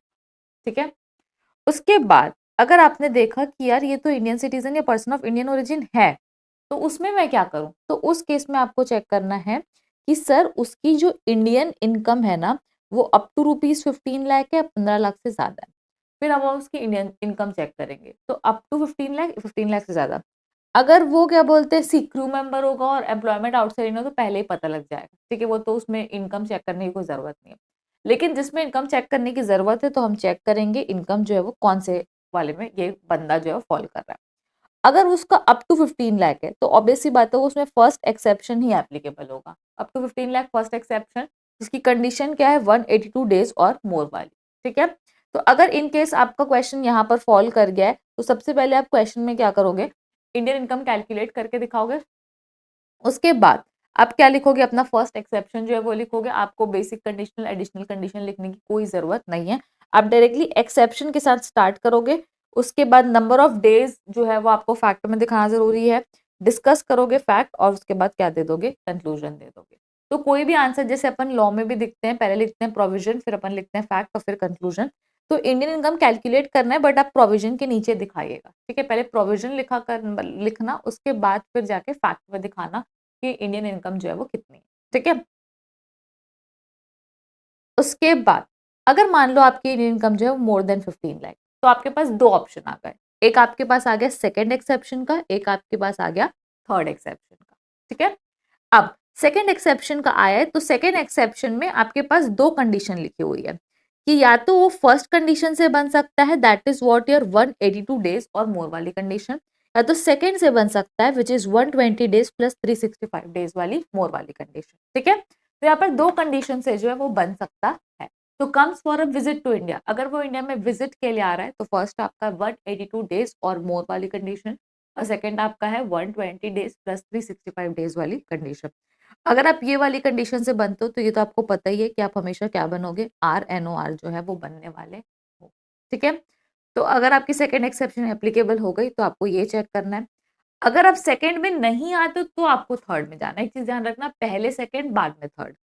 तो फिर थर्ड एक्सेप्शन में आपको देखना है, और नंबर ऑफ डेज नहीं देखा जाता है, यहाँ पर सिर्फ देखा जाता है कि इंडियन सिटीजन है कि नहीं है। अगर और पहले ही देख चुके इंडियन सिटीजन भी है और इंडियन इनकम 15 लाख से ज्यादा भी है और कहीं और का रेसिडेंट नहीं है, तो उस केस में आपका थर्ड एक्सेप्शन आएगा। बट जब भी आप थर्ड एक्सेप्शन जो चूज करेंगे वो आपकी आखिरी चॉइस होगी, उसके अलावा आपके पास कोई ऑप्शन नहीं होगा, मतलब आप सारे ऑप्शन ट्राई कर चुके होंगे। और ये वाला एक्सेप्शन लिखने से पहले आपको पहले लिखना है बेसिक कंडीशन, ठीक है। थर्ड एक्सेप्शन लिखोगे, आप आंसर चालू करोगे तो पहले आप हमेशा बेसिक कंडीशन लिखोगे, फिर आप बोलोगे कि सिंस ये बंदा बेसिक कंडीशन में अट्रैक्ट नहीं हो रहा है तो हम किस में जाना चाहेंगे, तो फिर हम जाना चाहेंगे डीम रेसिडेंसी, और फिर डीम रेसिडेंसी के हिसाब से उसको रेसिडेंट बना देंगे, ठीक है। वापस से अगर आपने सेकेंड या थर्ड प्रोविजन के थ्रू अगर आप इंडिया के रेसिडेंट बन रहे हो तो पहले आप लिखोगे प्रोविजन, फिर आप लिखोगे फैक्ट और फिर आप लिखोगे डिसीजन, ठीक है। तो ये जो है बेटा वो क्या है, आपका चार्ट है। तो क्वेश्चन में सबसे पहले क्वेश्चन आएगा तो चेक करोगे क्या वो बंदा इंडियन सिटीजन या पर्सन ऑफ इंडियन ओरिजिन है कि नहीं है। अगर नहीं है तो बहुत अच्छा, basic condition additional condition and खत्म क्वेश्चन। अगर वो है तो आप पहले, अगर क्रू मेंबर है या फिर वो है तो वो तो अलग हो जाएगा, लेकिन अगर क्रू मेंबर भी नहीं और एम्प्लॉयमेंट के लिए इंडिया के बाहर नहीं जा रहा है तो आपको इंडियन इनकम चेक करनी है। Up to 15 lakh, more than 15 lakh. Up to 15 lakh है तो आपको देखना पड़ेगा फर्स्ट एक्सेप्शन एप्लीकेबल 182 डेज और मोर वाला, ठीक है। तो इंडियन इनकम जो कैलकुलेट करोगे, एक्सेप्शन लिखोगे, नंबर ऑफ डेज दिखाओगे, फैस्ट डिस्कस करोगे और कंक्लूजन। और अगर मोर देन 15 लाख है तो पहले सेकंड चेक करना है, बाद में थर्ड चेक चेक करना है। सेकंड में दो कंडीशन से रेसिडेंट बन सकता है, 182 से भी बन सकता है, 120 प्लस 365 से भी जो है वो रेसिडेंट बन सकता है, लेकिन सेकंड वाले से बनेगा तो हमेशा RNOR ही बनेगा, और थर्ड एक्सेप्शन से भी बनेगा तो हमेशा RNOR ही बनेगा, मतलब डीम रेसिडेंसी से। आप किससे भी बनो, आपको पहले प्रोविजन लिखना है, फिर फैक्ट लिखना है, फिर डिसीजन लिखना है। हाँ, और अगर आप थर्ड एक्सेप्शन से बन रहे हो तो अगर आप एक भी दिन इंडिया में नहीं रहते तो भी आप इंडिया के रेसिडेंट बन सकते हो, कोई दिक्कत नहीं। आई hope I am clear. Please इसको चार्ट को जहां बनाना है, जिस जगह बनाना है, कॉपी में बनाना है, बुक में बनाना है, बस आप इसको बना लीजिए। You can, I think I recommend you in copy, कि आप कॉपी देख रहे हो, बुक भी रीड करो तो मे बी दिमाग में रहेगा, तो बुक में भी बना सकते हो, कोई दिक्कत नहीं है, ठीक है। अब general format for writing answer, अगर आप एक्सेप्शन में फॉल नहीं करते हो, ठीक है। हाँ, नॉट अंडर एक्सेप्शन मैं यहाँ पे लिख देती हूँ।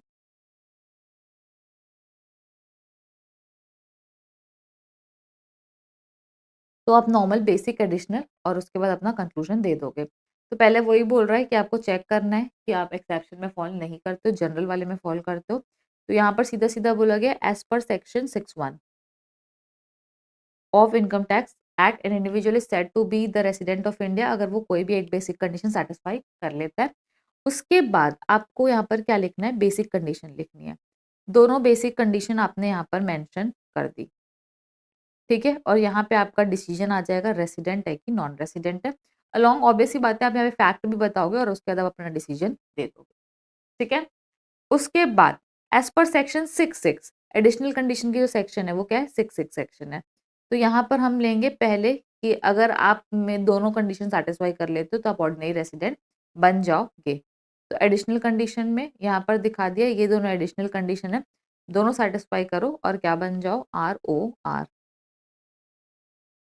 जब आप क्या बोलते हैं क्वेश्चन सॉल्व करेंगे तो किन कौन से डेटास जो हैं वो बहुत ज़रूरी आपके पास होने चाहिए for the purpose of solving questions, मतलब कि आप डिसाइड करने के लिए आपके पास कौन-कौन से फिगर्स आपको कैलकुलेट करना है। तो पहला है स्टे इन इंडिया, तो stay in India for the previous year, तो प्रीवियस हमारा कौन सा है 25-26, तो 25-26 में हम कितने दिन रहे हैं।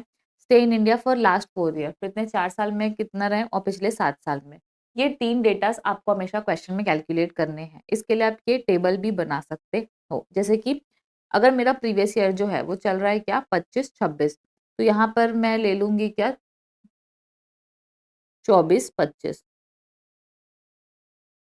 फिर यहाँ पर ले लूँगी मैं 23-24, फिर यहाँ पर मैं ले लूँगी 22-23, फिर यहाँ पे लूँगी 21-22, फिर लूँगी 20-21, फिर लूँगी मैं यहाँ पर 19-20, फिर मैं लूँगी 18-19 और फिर मैं लूँगी 17-18, ठीक है। और जो लीप ईयर जो है वो ये जो थे वो पहले के लीप ईयर थे, यहाँ पे लीप ईयर आएगा ये लीप ईयर हो जाएगा और ये जो है वो ये नहीं, ये लीप ईयर हो जाएगा। तो 1 2 3 4 और यहाँ पर ये, तो ये दोनों जो है लीप ईयर रहेंगे। तो आपको स्टे इन इंडिया कैलकुलेट करने में ध्यान रहेगा कि 365 और 366 अगर क्वेश्चन में स्ट्रेट नहीं दिया हुआ है तब कैसे कैलकुलेट करोगे, ठीक है। तो ये जो है वो मेन डेटा है जो आपको क्वेश्चन में निकालना है। और ये जो है वो क्या है बेटा, आपका एक्चुअल में फॉर्मेट है कि आपको कैसे लिखना है। पहले आप वही क्या बोलते हैं एक कंडीशन सेटिस्फाई करोगे तो बेसिक, पहले आपको ये आपका ये लाइन लिखना है बेसिक, फिर बेसिक कंडीशन, फिर दोनों कंडीशन, फिर डिसीजन जो ऑब्वियसली फैक्ट के साथ, फिर एडिशनल कंडीशन, फिर प्रोविजन और फिर आपका decision. I hope I am clear. तो ये हमारा नोट फर्स्ट हो गया। अब सेकंड पेज का फर्स्ट नोट क्या बोलता है, if a person is covered under exception then write directly the exception in first para and second para, interpret the provisions with question and third para and give the final answer. हाँ, अगर आप exception में cover हो तो आपको basic condition और additional condition लिखने की कोई ज़रूरत नहीं है except third exception. Third exception में आपको बेसिक कंडीशन लिखनी पड़ेगी, ठीक है। उसके बाद ये तो आगे कवर होगा, Indian income include income accrued in, ये भी आगे कवर होगा। हाँ, डीम्ड इनकम एक ऐसा प्रोविज़न है जिसमें आप इंडिया में नहीं भी रहोगे तो आप इंडिया के रेसिडेंट बन जाओगे। तो ये जो प्रोविज़न है इसको मैं मार्क करना चाहूँगी स्टार, कि अगर मैं इंडिया के रेसिडेंट नहीं हूँ तो भी इंडिया, अगर इंडिया में एक दिन भी स्टे नहीं किया प्रीवियस ईयर में तो भी मैं इंडिया के रेसिडेंट बन सकती हूँ। किस कॉन्सेप्ट के साथ? डीम्ड रेसिडेंसी के कॉन्सेप्ट के साथ, ठीक है। Now let's move to the question.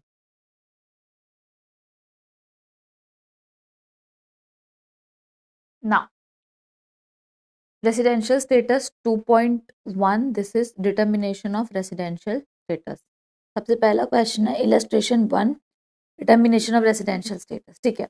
Mister X an Indian citizen, पहली बात तो एक्स क्या है, इंडियन सिटीजन है, is employed with XYZ limited, he was sent on deputation on 15 July 2025, determine the residential status for assessment year 26-27, ठीक है। अब ध्यान से समझना क्वेश्चन को।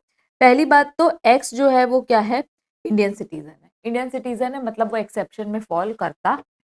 अब कौन से एक्सेप्शन में फॉल करता है, तो वो जो फर्स्ट वाला एक्सेप्शन है उसका बी वाला पॉइंट हो जाए, जो कि जहां पर बंदा जो है वो एम्प्लॉयमेंट के पर्पज से इंडिया के बाहर जा रहा है। तो बंदा अगर एम्प्लॉयमेंट के पर्पज से इंडिया के बाहर जा रहा है तो वो एक्सेप्शन में आएगा। तो ये लिए बंदा जो है वो डेप्यूटेशन में जा रहा है 15 जुलाई 2025 को, और कोई डिटेल दी हुई है क्या? नहीं, ठीक है। तो यहाँ पे हम लोग क्या करेंगे,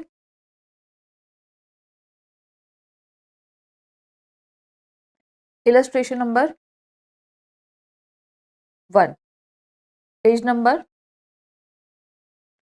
So the my page number is page number 7. अगर आपका कोई चेंज्ड पेज नंबर है तो आप दूसरा पेज नंबर जो है वो ले सकते हो, ठीक है। अब ये एक्सेप्शन में आ रहा है तो हम डायरेक्टली एक्सेप्शन के साथ स्टार्ट करेंगे। क्या? A person, N Indian citizen, not a person,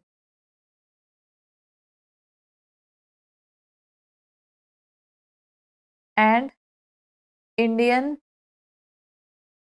as per section 6 as per section 6 and Indian citizen who leaves India, who leaves India for the purpose of employment outside India. For the purpose of what? For the purpose of employment outside India will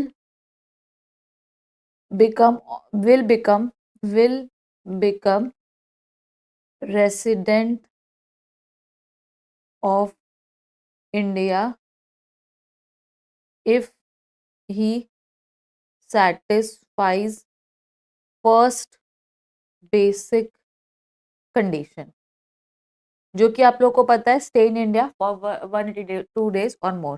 That is, stay in India for 182 days or more in previous year. ठीक है, ये हमारा provision हो गया। तो ये तो हमारा हो गया क्या? Provision.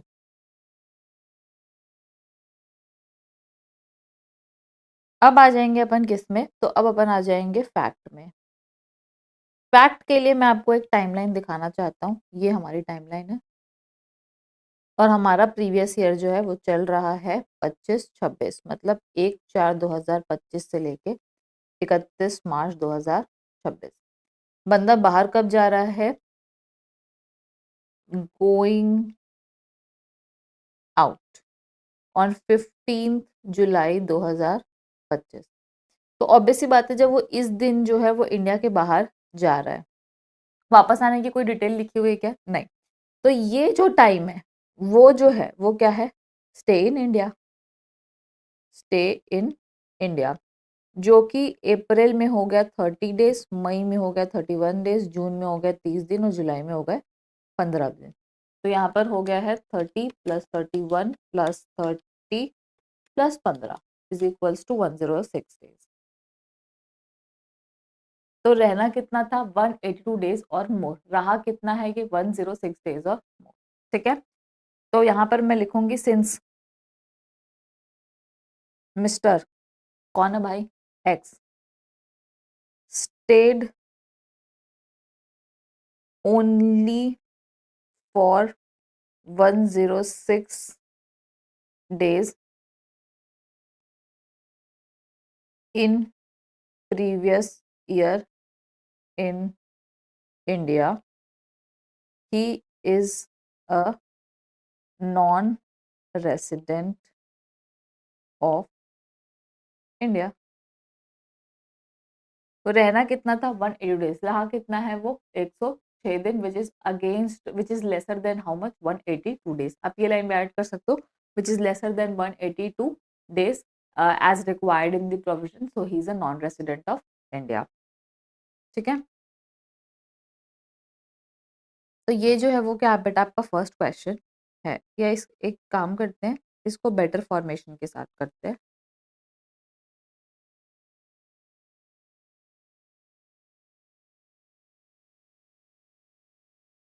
In previous which is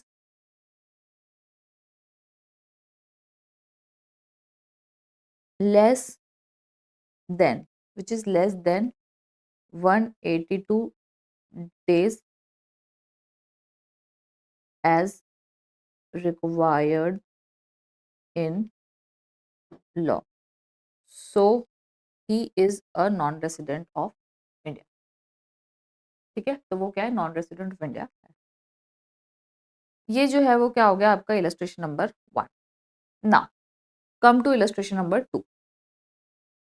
आप हर क्वेश्चन को बहुत ध्यान से सॉल्व करो, क्योंकि यहाँ पर आपको ये समझाया जा रहा है कि आपको दिमाग कैसे लगाना है, किस चीज़ों के ऊपर ध्यान देना है। तो आपको ध्यान देना है स्टे इन इंडिया, कि इंडिया में वो बंदा कितने दिन रह रहा है। इंडिया के बाहर की भी अगर डिटेल दी गई है तो आपको उसको कन्वर्ट करना है कि आपको स्टे इन इंडिया जो है वो मिल जाए। ठीक है, अब इलस्ट्रेशन नंबर 2 क्या बोलता है, in the year 25-26 a seller मतलब शिप वाला बंदा has remained on the ship for a private company owing ocean going ship as follows: outside the territorial water of India 182 days, inside the territorial water of India 183 days। तो ये क्या बोल रहा है कि इंडिया के टेरिटोरियल वाटर, इंडिया का territorial water भी इंडिया का पार्ट है, आपको पता है, अप टू 12 नॉटिकल माइल्स तक जो आपका टेरिटोरियल वाटर होता है वो आपका इंडिया का पार्ट होता है।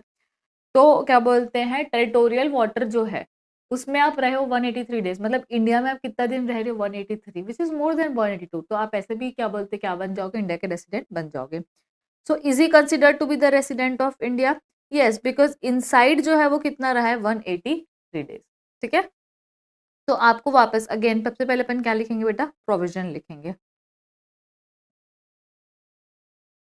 तो यहाँ पर मैं लिखूंगी illustration number 2।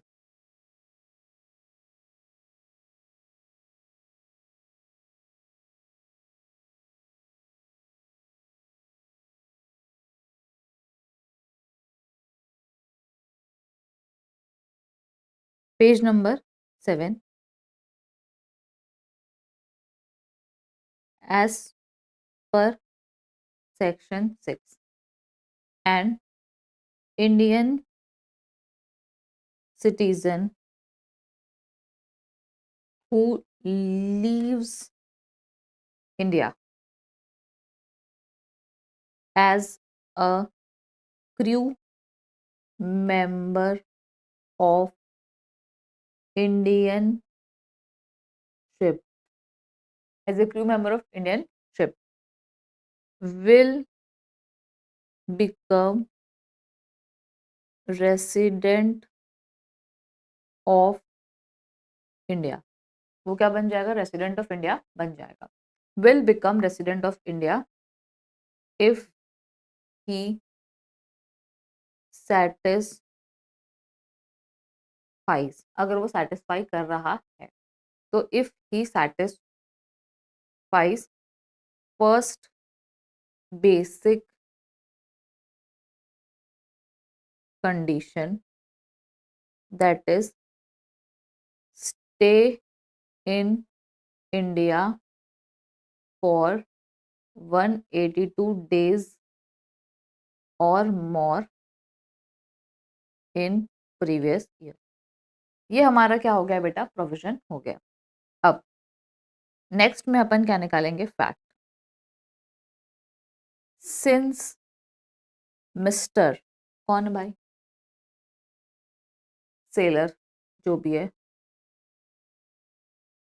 Has remained in previous year inside the territorial water, inside the territorial for 183 days,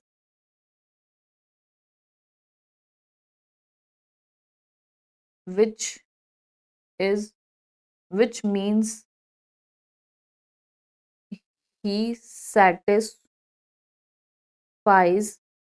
our first basic condition for stay of 182 days or more in previous year, and stay in territorial water also includes stay in India। क्या staying and stay in territorial water also means stay in India. ठीक है, कि territorial water का stay भी जो है stay in India. अब last में अपन लिखेंगे क्या, डिसीजन। डिसीजन जो है वो क्या बोलता है, डिसीजन वो ये बोलता है mister seller is a resident of India for previous year 25-26। 25-26 के लिए वो इंडिया का रेसिडेंट है क्योंकि उसने 183 डेज स्टे किया, हमको रिक्वायरमेंट थी 182 डेज। ठीक है, इसको जो है वो आप यहाँ पर इसको एंड ऐसे लगा सकते हैं, तो जो है वो ज़्यादा बेटर दिख रहा है। ठीक है, और this is what are illustration number 2 is. Now question bank and question number third. Question number third जो है वो क्या बोलता है, mister Ram and Indian citizen. Obviously बात है, इंडियन सिटीजन मतलब हम एक्सेप्शन की तरफ ध्यान देंगे। वो क्या कर रहा है, लेफ्ट कर रहा है क्या, India, on 22 September 2025 for the first time to work as an officer of company in Germany. तो वो क्या कर रहा है, इंडिया छोड़ के जा रहा है, जर्मनी जा रहा है। Determine the residential status of Ram for assessment year 26-27 and explain the condition to be fulfilled for save under income tax act 1961। ये हमको पता है एक्सेप्शन है, एक्सेप्शन में भी फर्स्ट का सेकंड मतलब बी वाला पॉइंट जो है वो कवर होगा। अब ये सेम क्वेश्चन है बेटा इलस्ट्रेशन 1 के जैसे, तो ये सॉल्व भी सेम टू सेम इलस्ट्रेशन 1 के जैसे ही होगा। सबसे पहले हम जो प्रोविजन लिखा है ऊपर में, ठीक है, कि वो अगर इंडिया छोड़ के जा रहा है तो वो क्या बन जाएगा, इंडिया का रेसिडेंट बन जाएगा अगर वो फर्स्ट बेसिक कंडीशन सेटिस्फाई कर लिया तो। ठीक है, तो ये जो चीज़ है वो सेम तरीके से जो है वो नीचे लिखी जाएगी, बट जो कंडीशंस है, फैक्ट है, वो चेंज हो जाएंगे। ठीक है, तो यहाँ पर मैं लिख रही हूँ illustration number 3।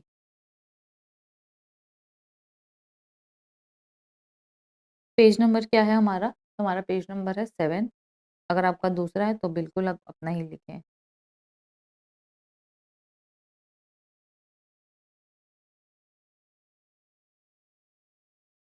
Provision and Indian citizen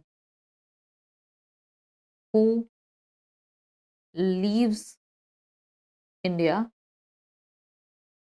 for the purpose of employment outside India will become resident of India if he stays for 182 days or more in previous year। अगर प्रीवियस ईयर में वो 182 डेज और मोर अगर India में stay कर लेते हैं तो वो क्या बन जाएगा, इंडिया का रेसिडेंट बन जाएगा। ठीक है, अब अपन डिस्कस करेंगे क्या दीदी, फैक्ट। तो फैक्ट के लिए अगेन हम बनाएंगे हमारी टाइमलाइन। ये हमारा प्रीवियस ईयर है,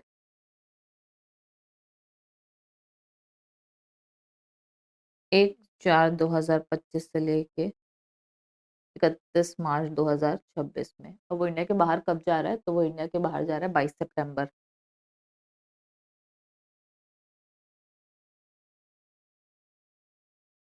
तो आउट हो रहा है वो, going out on 22 September 2025।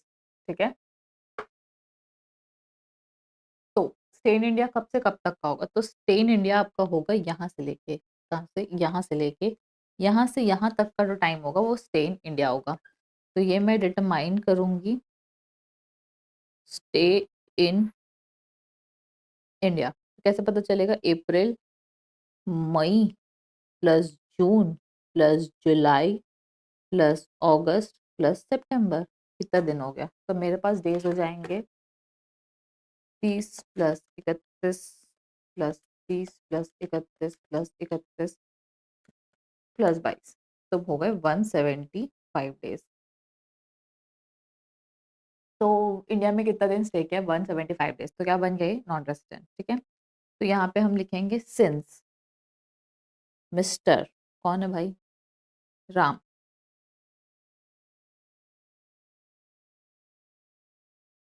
Has stayed in India for 175 days, which is less than required,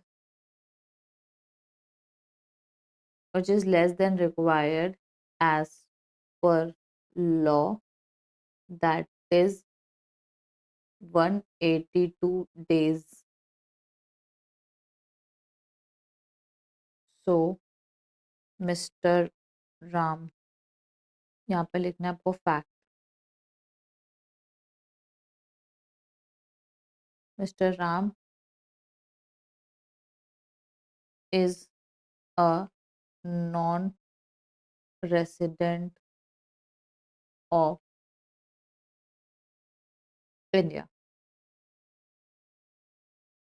Non-resident 175 days, और ये आपका ये। हाँ, तो दिस इज योर आंसर।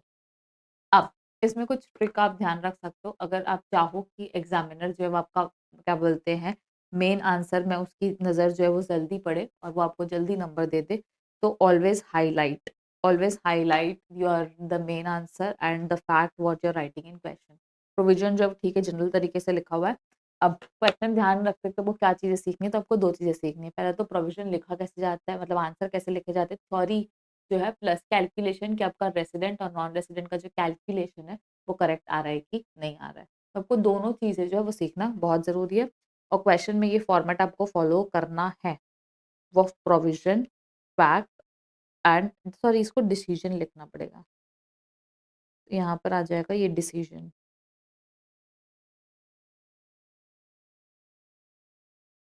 हाँ, तो क्वेश्चन, फैक्ट और decision. I hope I am clear. ठीक है, तो अभी तक जो अपन लोगों ने क्वेश्चन सॉल्व किए वो किसके किए हैं बेटा? अपन किए हैं एक्सेप्शन वाले पार्ट के, विच वाज वेरी इजी। एक एक लाइन का प्रोविजन जो है वो आपको लिखना होता है। Now let's come to your question, जहां पर आपको सॉल्व करना पड़ेगा प्लस आपको बताना भी पड़ेगा कि रेसिडेंशियल स्टेटस जो है वो कैसे, मतलब बेसिकली डिटरमाइन कैसे होता है। तो इसमें आपकी पूरी जो है वो कंसेप्चुअल क्लैरिटी आने वाली है। तो come to the question number 9। ये एक्सेप्शन नहीं है, ये basic condition exception, basic condition additional condition से डील होगा। ठीक है, क्या बोलता है ये? इलस्ट्रेशन नंबर 9, तेजी अ सिटीजन ऑफ इंडिया, ते यहाँ पे लिखा हुआ है citizen of India, is an export manager of Arjun overseas limited. बेटा एक्सपोर्ट मैनेजर है अर्जुन ओवरसीज लिमिटेड का and Indian company since 1 May 2021। ठीक है, 2021 से वो है। He has been regularly visiting USA for export promotions. वो यूएसए जाता रहता है लेकिन उसकी जॉब इंडिया में। ठीक है, वो एक्सपोर्ट मैनेजर है, वो इंडिया से एक्सपोर्ट कर रहे हैं, मतलब उसकी जॉब कहाँ है? इंडिया में है। He spent the following days in USA during last 5 years. Last 5 years में उसने following days जो है वो यूएसए में स्पेंड किए हैं। तो ये जो है वो आपका क्या है? Leap year. अब यहाँ पर क्या दिया हुआ है? Number of days spent in USA, but हमको क्या चाहिए? Spent in India.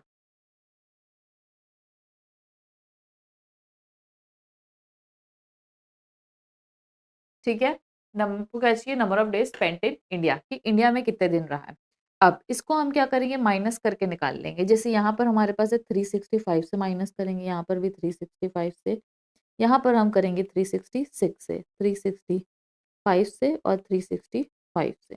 ठीक है, तो पहले वाले केस में हमारा आंसर आएगा 320 माइनस 365, मतलब 45 डेज।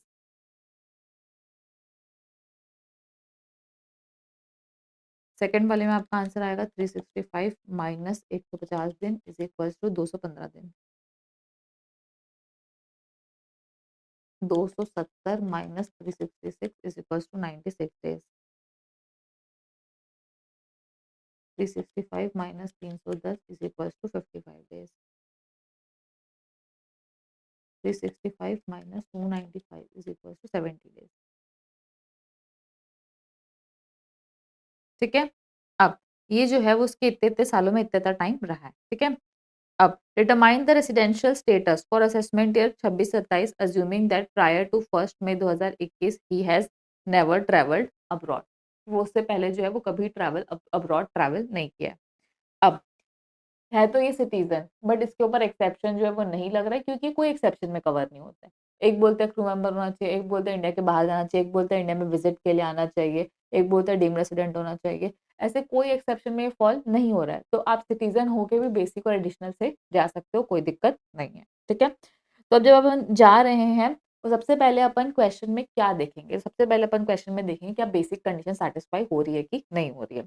तो उसके लिए हम लोग को क्वेश्चन में डिटेल चाहिए होती है। पहली होती है आपका स्टे इन प्रीवियस ईयर, ठीक है। तो हम देखते हैं कि स्टे इन प्रीवियस ईयर हमारा कितना है। तो 31 मार्च 2026 मतलब हमारा कितना है 70 डेज। तो ये हमारा 70 डेज है। और stay in last 4 previous year, पिछले 4 सालों में हमारा स्टे कितना है। तो यहाँ से लेके यहाँ तक का टोटल कर लेंगे अपन, 1 2 3 4, तो कितना हो जाएगा हमारा 55 plus 96 plus 215 plus 45 is equal to 411 दिन। तो अगर आप देखेंगे तो सेकंड बेसिक कंडीशन जो है वो सेटिस्फाई हो रही है, कौन सी वाली 60 प्लस 365 वाली। तो हम लोग का ये बंदा जो है वो क्या बन गया, रेसिडेंट बन गया बेसिक कंडीशन के हिसाब से, ठीक है। उसके बाद फिर अपन एडिशनल का जो है वो अपन बाद में देखेंगे, ठीक है। तो पहले अपन आ जाते हैं किसमें, रेसिडेंशियल स्टेटस। इलस्ट्रेशन नंबर जो है वो हमारा क्या है 9, पेज नंबर है हमारा 9। As per section 6(1) an individual, अरे यार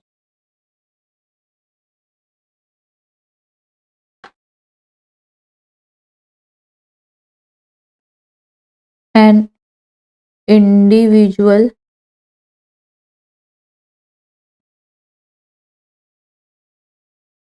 an individual is said to be resident of India, resident of India if he satisfies any of any one of the basic condition। कि बंदा जो है वो इंडिया का रेसिडेंट तब माना जाएगा जब वो कोई एक बेसिक कंडीशन सेटिस्फाई करेगा। फिर मैं हेडिंग डाल रही हूँ क्या, बेसिक कंडीशन। कौन कौन सी बेसिक कंडीशन, तो बेसिक कंडीशन सबसे पहली बोलती है stay in India for 182 days or more। Second, stay in previous year for 60 days or more, 60 days or more and 365 days or more in last 4 immediately preceding previous year। मतलब पिछले साल 60 days और मोर और उसके पहले के 4 साल में 365 डेज और मोर, ठीक है। तो वो क्या बन जाएगा, रेसिडेंट, ठीक है। अब हम एक चीज ये कर सकते हैं कि क्या होगा, बच्चा कंफ्यूज होगा कि आंसर सॉल्व करे नहीं करे, हर बच्चा इतना क्लियर नहीं होता है नंबर ऑफ डेज और कैलकुलेशन को लेके। तो अगर आपके मन में कोई कंफ्यूजन है तो इट्स बेटर कि अगर प्रोविजन आपका रटा रटा है तो पहले प्रोविजन पूरा लिख दो, कि एटलीस्ट आपको प्रोविजन के नंबर तो पूरे मिलने वाले और आपका टाइम भी वेस्ट यहाँ पर नहीं होगा, ठीक है। मैंने लिख ली बेसिक कंडीशन, उसके बाद मैं लिखूंगी as per section 6(6), as per section 6(6) a resident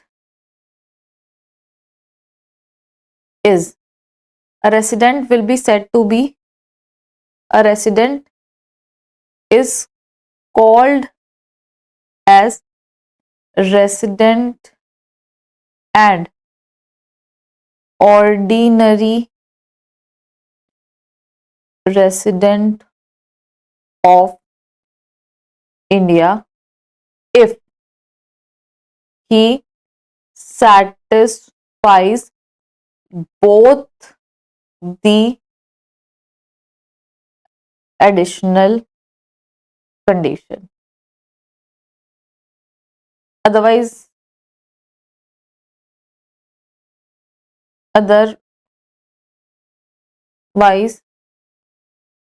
otherwise he will be a otherwise he will be a non-resident resident but not resident but not ordinary resident of India. ठीक है, अगर वो ordinary resident नहीं बना तो वो क्या बन जाएगा, नॉट ऑर्डिनरी रेसिडेंट बन जाएगा. अब अपन क्या लिखेंगे यहाँ पर, additional condition.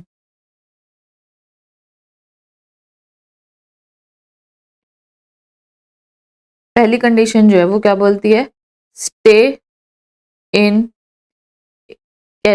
he has been a resident of India. He has been a resident of India. Yeah, he has been a resident of India for 2 years or more out of last 10 years. कि पिछले 10 साल में आप 2 साल या उससे ज्यादा at least आप रेसिडेंट रहे हो. एंड सिंस यहाँ पर दोनों सेटिस्फाई करना है, he stayed in India for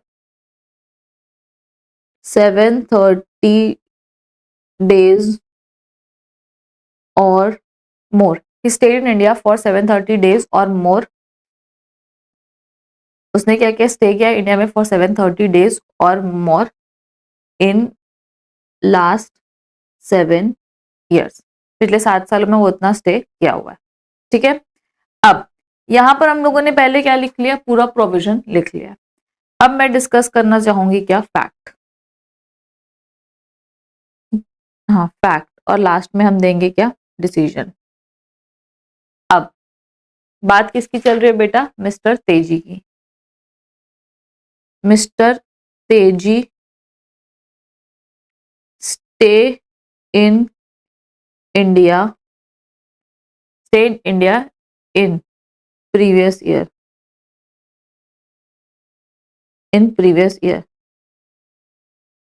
Stay in India in previous year. तो stay in India in previous year के लिए यहाँ पर क्या बोलते हैं, कितने दिन रुके. तो अभी हम लोगों ने क्वेश्चन में निकाला है, कितना निकाला है, स्टे इन इंडिया कितना है हमारा, 70 डेज. तो यहाँ पर हम लिख लेंगे 70 डेज. फिर next, stay in India for last 4 years is equals to, हमने निकाला है 411 दिन, तो वो भी हम ले लेंगे 411 डेज. ठीक है, तो हमको ये पता चला गया कि प्रीवियस ईयर में वो 70 दिन स्टे किया है, और ये क्या, and he has also not travelled to foreign before 1/4/2021. So his stay in last 7 years is also 411 days. अभी तक जो हमने फैक्ट लिखा हुआ है, तो हमने जो कैलकुलेशंस अपने बुक में कर दिए थे, जो ये कैलकुलेट किया है, इसकी डिटेल भी तो हमको आंसर्स में लिखनी पड़ेगी ना, तो ये टेबल जो है वो हमको बनाना पड़ेगा। टेबल जो है वो कैसे बनेगा बेटा, तो वो ऐसे बनेगा, आपको ये लेना है, ये लेना है, ये लेना है,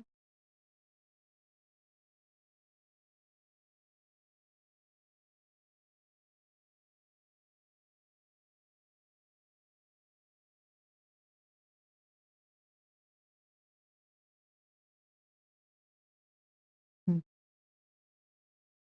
फिर यहाँ तक आप लिखोगे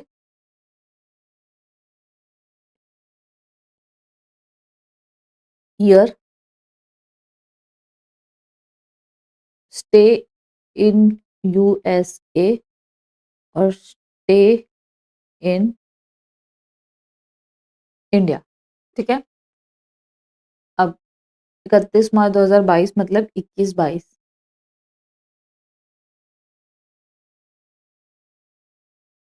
उसके बाद आपका है 22-23, उसके बाद है आपका 23-24, फिर आपका है 24-25।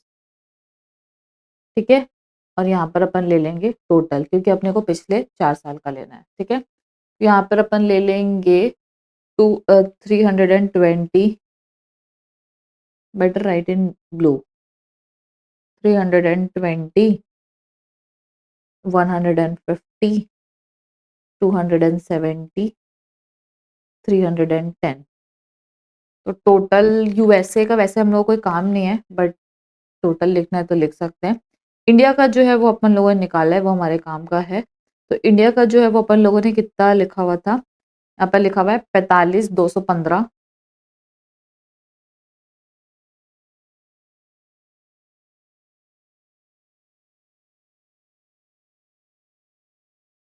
45,215,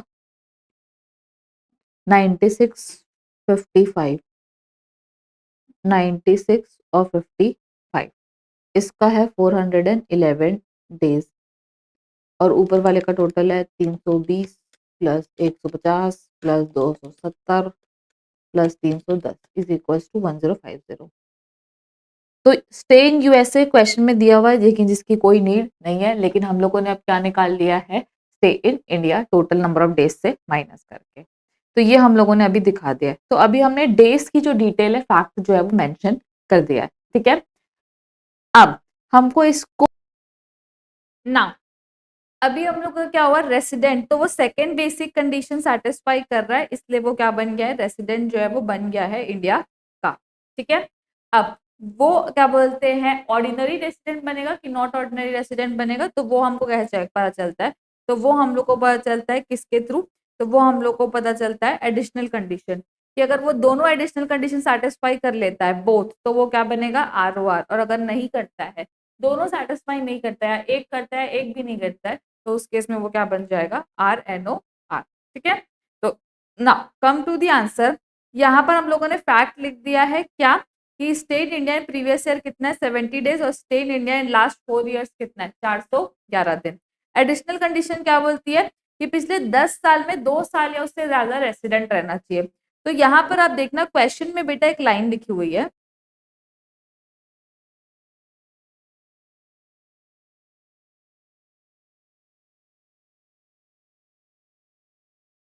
क्या लिखा है, बोलता है कि वो तो कभी फॉरेन गया ही नहीं है, 1 मई 2021 से पहले वो फॉरेन गया ही नहीं है, तो वो इंडिया का रेसिडेंट ही हुआ होगा ना।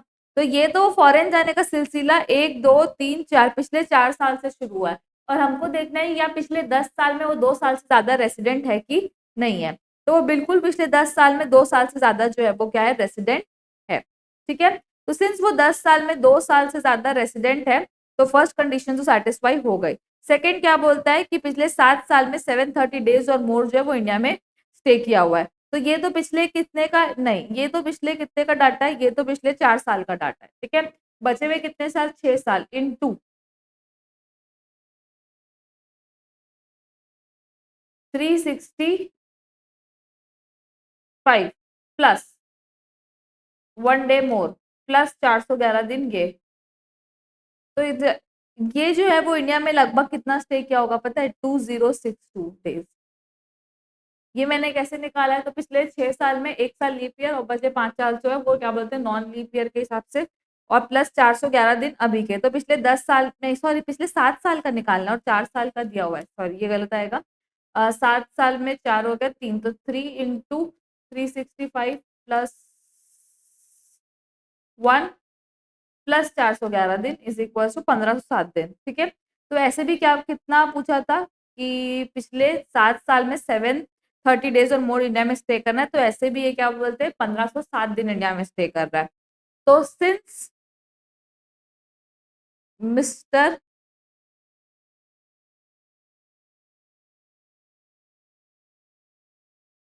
सिंस मिस्टर तेजी satisfies both the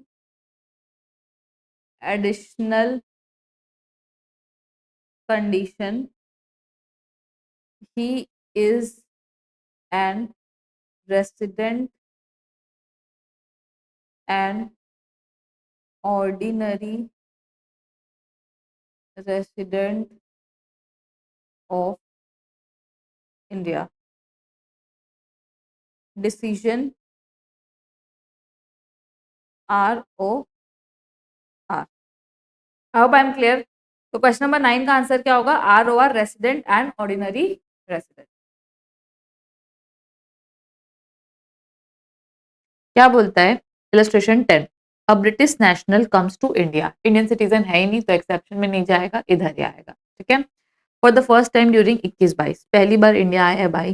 during the financial year 21-22, 22-23, 23-24, 24-25, 25-26, 65 days, 60 days और 80 डेज और 160 डेज और 70 डेज जो है वो इंडिया में रहा है। तो इसको आप हाईलाइट कर सकते हो कि इतने डेज जो है उसने इंडिया में स्टे किए हैं। डिटरमाइन इज रेसिडेंशियल स्टेटस, बहुत ईजी है। इसमें आपको सबसे पहले आप क्या देखोगे, प्रीवियस ईयर का स्टे। तो प्रीवियस ईयर का जो उसका स्टे है वो रहेगा लास्ट वाला 70 डेज।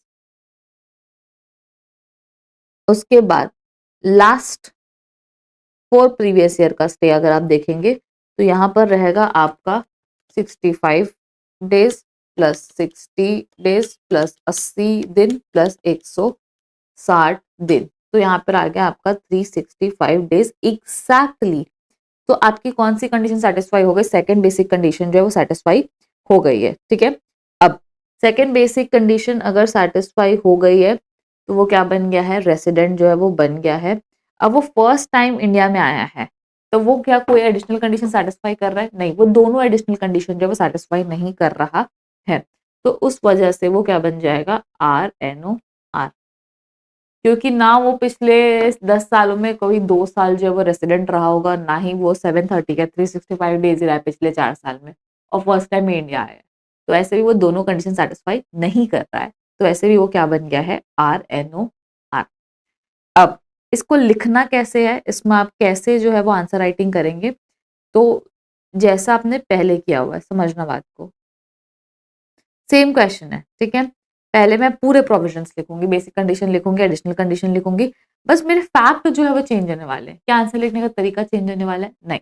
तो पहले मैं पूरे क्या लिखूंगी, प्रोविजन लिखूंगी। और जी हाँ, आपको प्रोविजन वापस से लिखना है till the time you don't learn the provision. जब तक आपको प्रोविजन याद नहीं हो जाता, आपको सारे प्रोविजन जो है वापस से लिखने पड़ेंगे।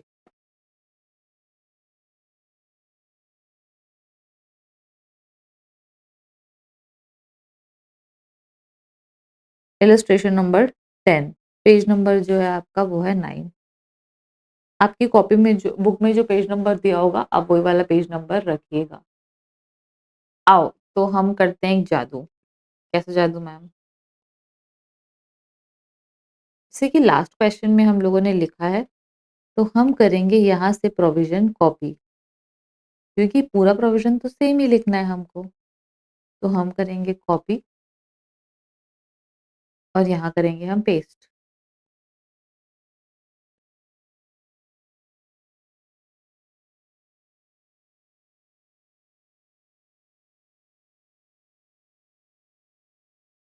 और ऊपर का करेंगे यहाँ से कॉपी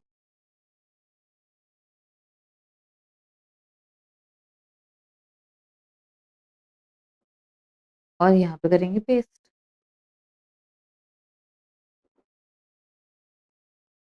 तो ये जो है अगर आपको देख के लिखना है तो आप पॉज कर सकते हैं और देख के लिख सकते हैं। पहला पॉज यहाँ आएगा आपका और उसके बाद सेकंड पॉज जो है वो यहाँ पर आ सकता है। ठीक है, इतना प्रोविजन लिखने के बाद हम डिस्कस करेंगे किस चीज़ के ऊपर, फैक्ट के ऊपर कि फैक्ट जो है वो इस बंदे का क्या है। तो मैं बनाना चाहूँगी कि मिस्टर ए जो है, mister A British national,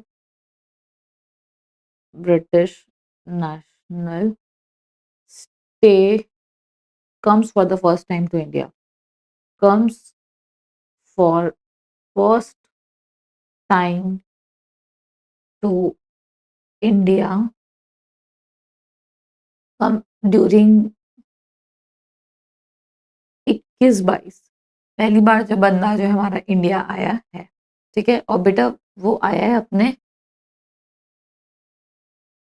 first time India आया है। ठीक है, अब अगर वो बंदा फर्स्ट टाइम इंडिया आया है तो and his stay stay in previous year and stay in previous year 25-26, कितना है प्रीवियस ईयर का स्टे, क्वेश्चन में दिया हुआ है 70 days, and stay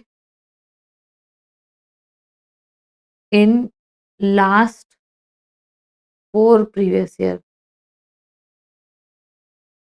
is equals to, तो यहाँ पे आपको टोटल करना है 65 days plus 60 days plus 80 days plus 160 days is equals to 365 days. Since Mr. A satisfies the second basic condition, that as his stay in India, as his stay in India in previous year is more than 60 days, more than equal to 60 days, and in last 4 previous year stay is more than equal to 365 days. So he is a resident of India. Now that we have chosen him as resident, अब अपन बात करेंगे additional condition की। Mr. A does not satisfies any of the additional condition, so he is a RNOR। यहाँ पे अपन लिखेंगे decision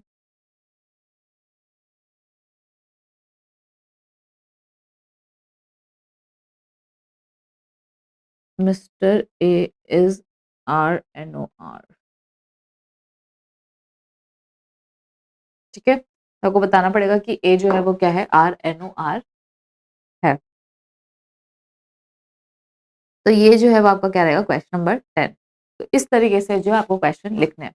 ma'am बाकी question जो है उसके लिए हमको प्रोविजन पढ़ने की जरूरत क्यों है? आपको प्रोविजन पढ़ने की जरूरत इसलिए क्योंकि बाकी क्वेश्चन के अंदर आपको इंडियन इनकम करके फैक्टर जो पढ़ाया गया है बेटा वो कैलकुलेट करना सिखाया जाएगा, इंडियन इनकम क्या होती है वो सिखाया जाएगा। तो पहले आपको वो सारी चीजें पढ़ना जरूरी है, उसके बाद ही जो है वो सारे क्वेश्चन सॉल्व कर सकते हो।